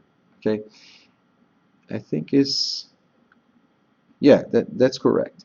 The parameter d, the bigger the parameter d, the more intense is the depreciation. Okay, and this parameter is fixed here, 5. The number 5 is this depreciation is this number d. Okay, well. So after constructing your cash flow, you're going to calculate all those econometric parameters. Okay, so we fixed a reference rate or a discount rate, 0.55 a month, and the net present value is 42 million reais. The internal return rate is 0.5 a month or 7.8 a year. Okay, and the relation between benefit and cost is 1.12, almost 1.13. An observation: the net present value and the internal return rate of return are actually built-in functions Excel that you call from Excel. Okay, so you don't have to worry to program all those not very complicated formula, but you know Murphy's law. When one thing can go wrong, it will go wrong. Okay, so you don't have to implement this formula. You simply use the built-in function from Excel's library. Okay, so those are the numbers for the wind farm. Let's see now the photovoltaic power plant. Before going to that, a little bit, some information about the technological aspects, just to show you. We're going to come back to this subject in the future. You know, you have several types of materials for these photovoltaic panels. You have flexible materials, which you can mount over curved surfaces, for instance. They are more interesting, but they are less efficient in terms of converting solar energy into electricity. You have rigid materials that are more efficient, but they are more fragile. So here you use the roof's structure to support the panels. They are flexible, they are resistant, so you don't have to worry about the structure. But for these materials that are more fragile, you have to worry about this the frame support, the supporting frame of these panels. Okay, so those are the types of decisions that you have to make. Are you going to buy this type of panels or these type of panels? You also have panels that follows the movement of the sun. Okay, track the movement of the sun. They are more expensive, but they are more efficient in compensation. Okay. Uh, Also, the price is decreasing during time because of scale effects. Okay, and another information, another thing that I wanted to comment is that you have the solar panels, but you also have to have other types of equipment. You have to have an inverter.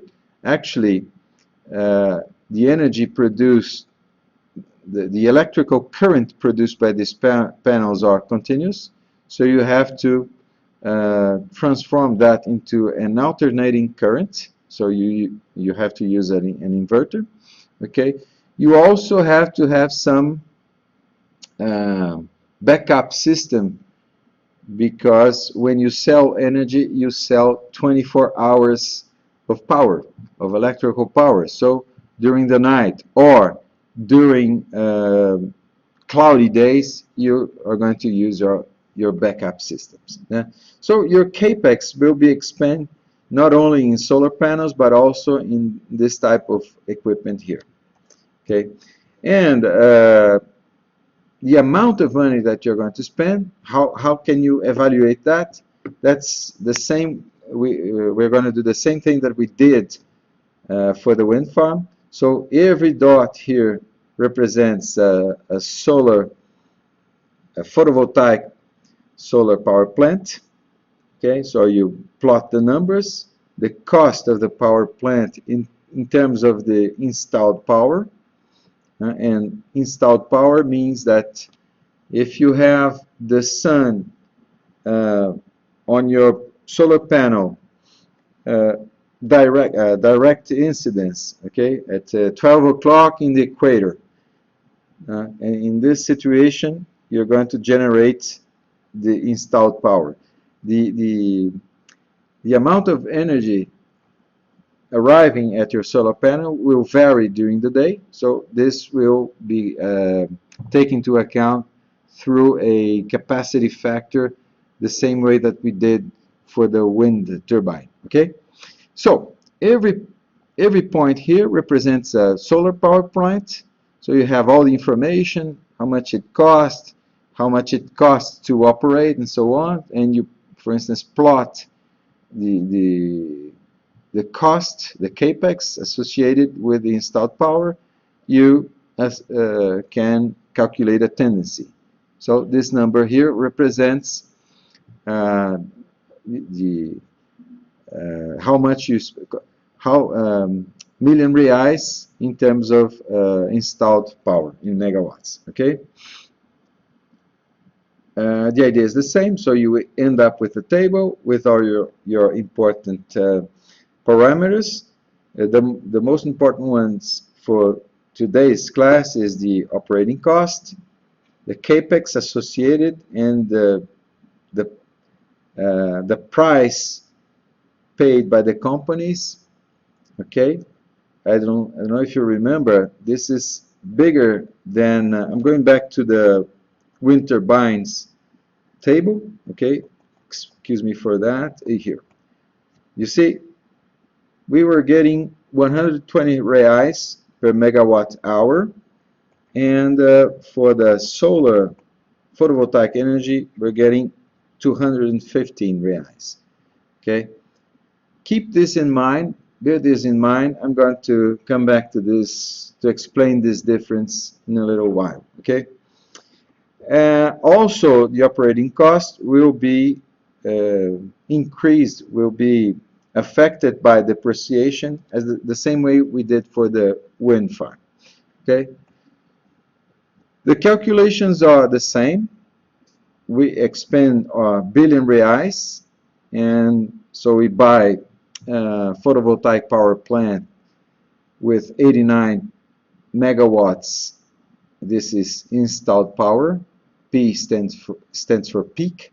Okay, so 89%, 89 megawatts corrected by the capacity factor represents 27 megawatts, and this is an average power. This is what you really get during a year in average.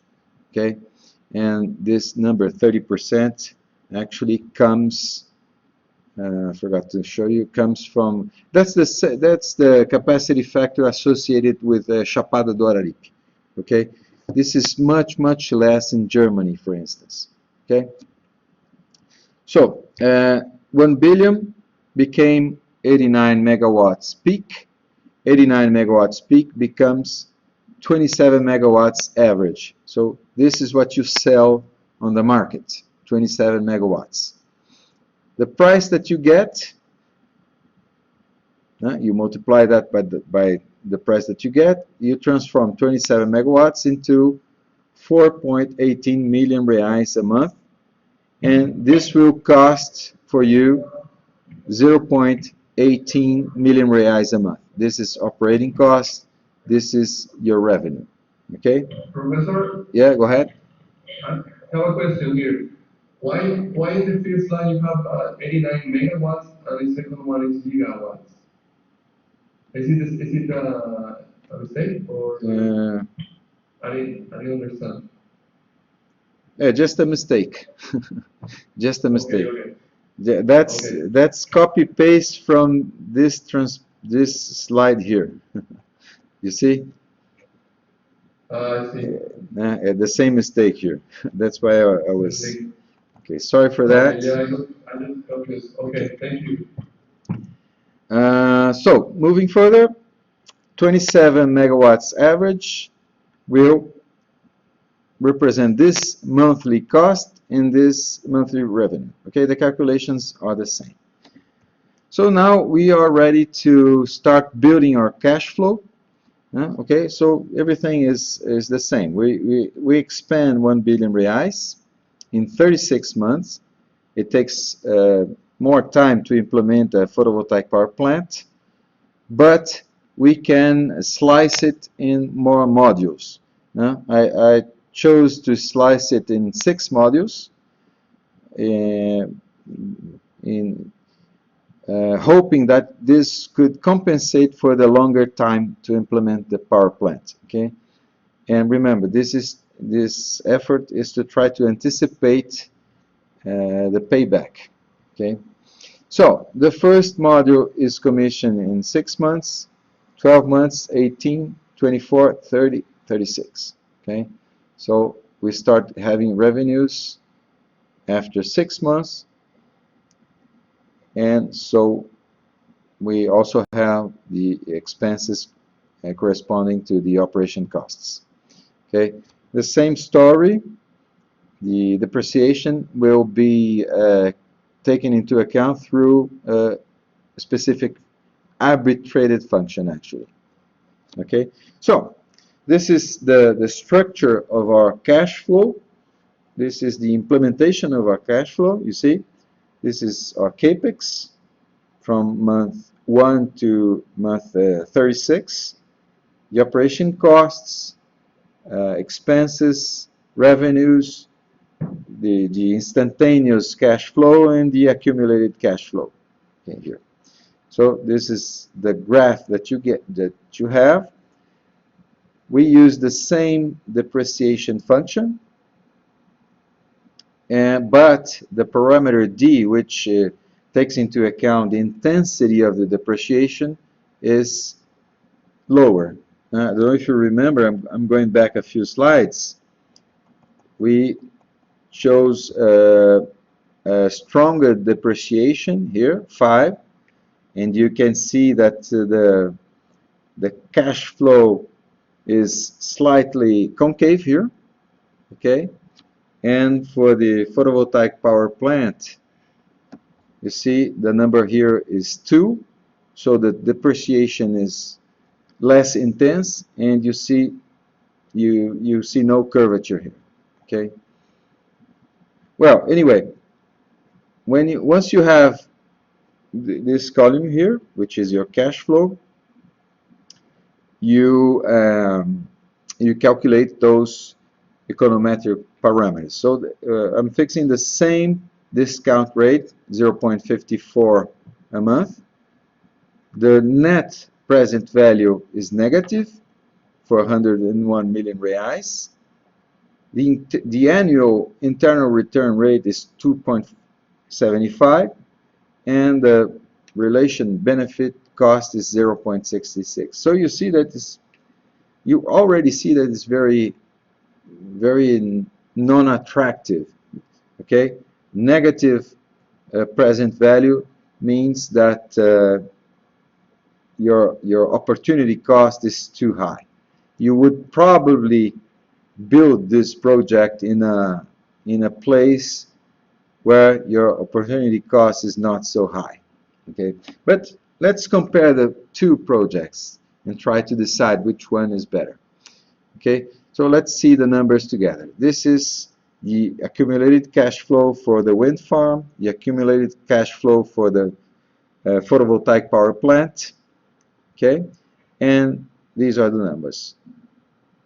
First, the net present value, positive 42 million reais, and here is negative. So let's put a mark. So the better one is here.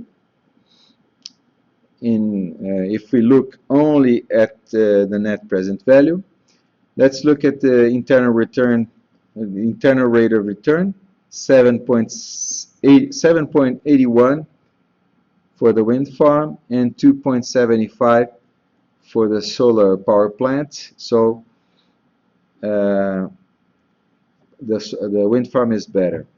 Also, the relation between benefit and cost, well, the wind farm is better. Okay, so which would you decide? Obviously, the wind farm. Okay, so the decision would be wind.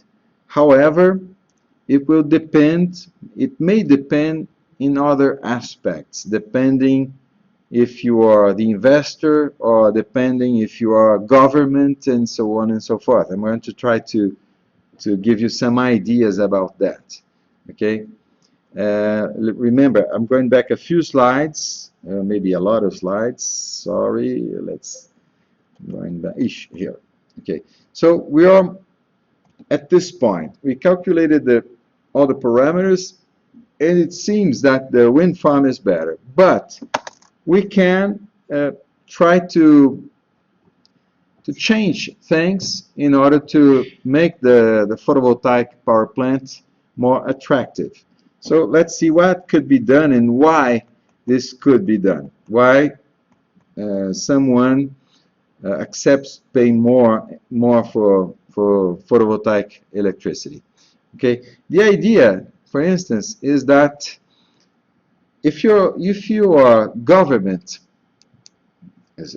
federal government, for instance, and if you let these numbers in the market, every investor will decide for a wind farm. And after a certain period of time, you will have 100% of all these renewables invested in wind farms. So you don't.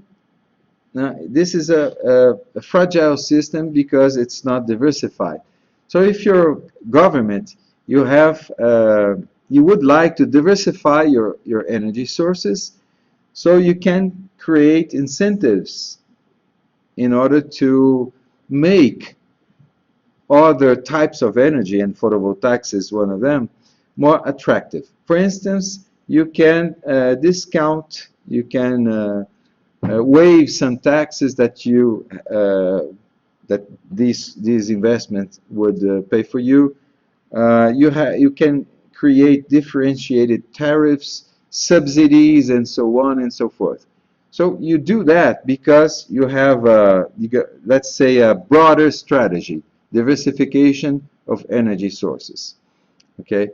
Also, you know, I'm not, I didn't give you information about, but also from the investor's point of view, what interests is the amount of money that you have, that you get back from your investment, which you can use to, let's say, pay your pensions if we were a pension fund, for instance.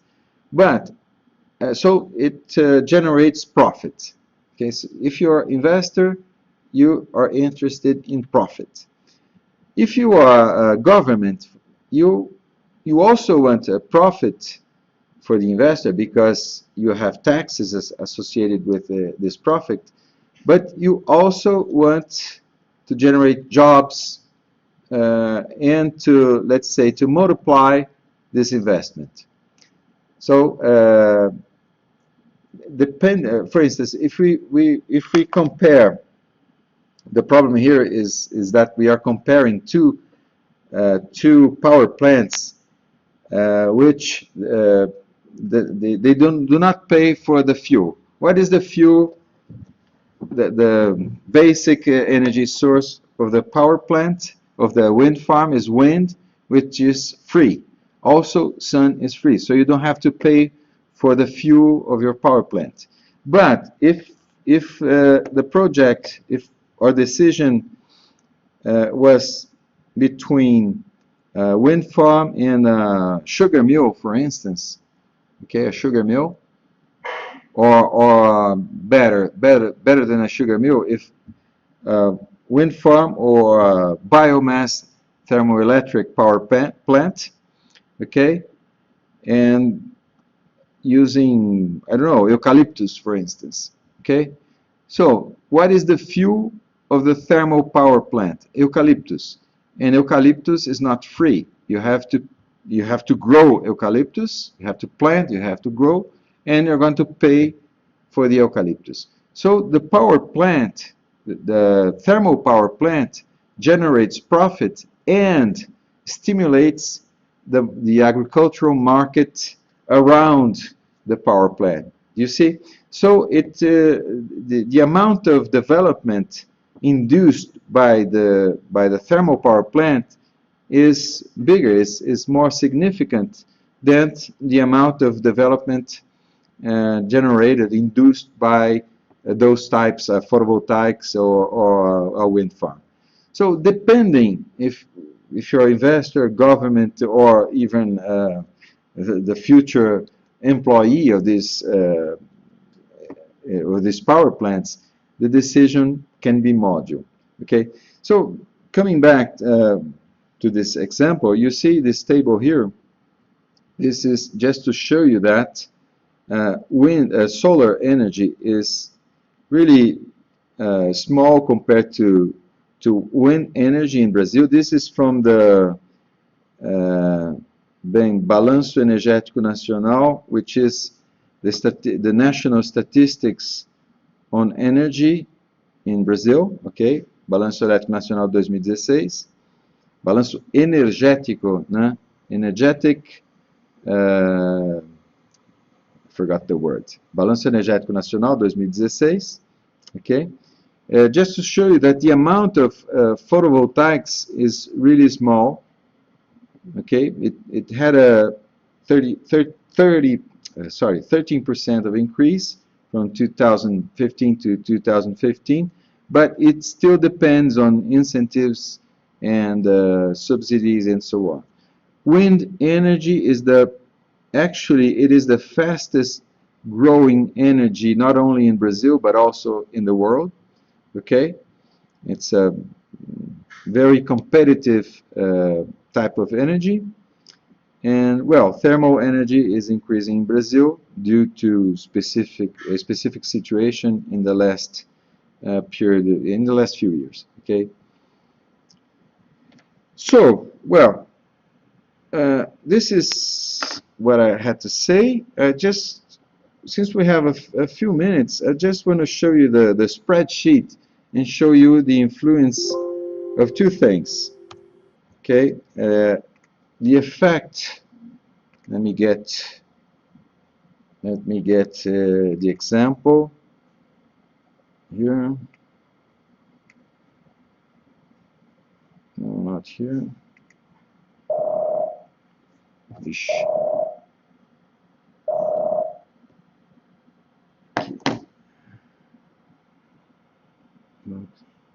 Sorry, just let me just find my spreadsheet. I don't know where it is.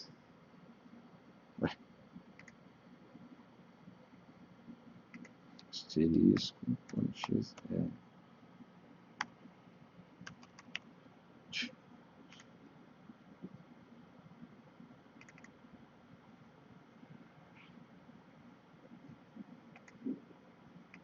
just a minute, please. Let me try to find my spreadsheet.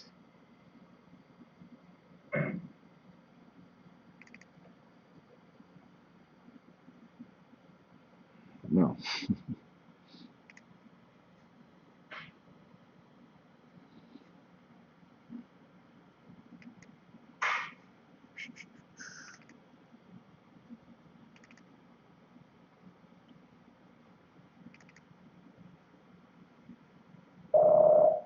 Wait.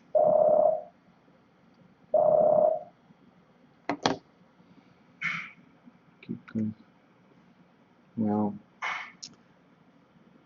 I don't know where is my spreadsheet, so I'm just going to explain what I wanted to show you. What I want you to do with this example. So let me just spend 5 minutes to explain something here. What I wanted you to do is I want you to download this spreadsheet. I'm going to find it. I'm going to publish the link on our Facebook page. And what I want you to do is to look at the formulas that were implemented here, and also try to change these numbers. For instance, you change the depreciation rate here. Okay, you can increase, decrease. Also, you change the discount rate. Let's say 0.54 a month is like having a saving account here in Brazil. A saving account is a caderneta de poupança. Okay, uma aplicação, an investment in a poupança here in Brazil. Okay, so 0.54 is like having a saving account. That's the tax paid here in Brazil, but suppose that you're not in Brazil, that you're in Germany. So the taxes in a country like Germany is a lot lower than that, 6% a year, 7% a year. So you try to put 0.2% as a discount rate and compare 0.2, the effect, and observe the effect that you have in these values.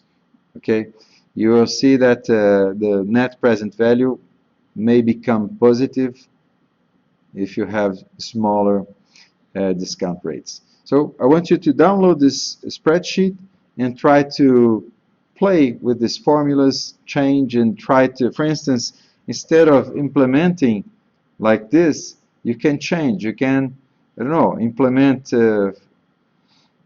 try to implement in more modules to try to make the investment more attractive. Okay, just to give you a feeling of all these technical economical aspects. Okay, and the last thing I wanted to say is that this is the only class in which I'm going to talk about economics. the following classes, I'm not going to talk, I'm not going to explain. We may use some of these parameters, but I'm not going to come back to this subject in the future, okay? We're going to focus on the engineering and scientific aspects of all these energy sources. And in the last class, I'm going to talk about energy planning, which is different than the economics of energy. Okay? Another observation, a few of you guys asked me about how I'm going to grade you guys. I'm going to, actually, I'm going to ask, I'm not going to pass a test. I'm going to ask for you in the end of the course that you give me a text, huh? I don't know, 10 pages, 50, you choose. Talking about one of the classes of the course. It can be this class, Technical Economical Analysis. It can be about transportation sector or solar energy. You choose which class you want to talk about, and you deliver a text, you write a report, or, okay? And I'm going to evaluate that and give you a grade based on that. Okay? Any more questions? Okay, so that's it. Thank you very much. Teacher, thank you. Thank you. Thank you so much, teacher. Thank you. Go ahead.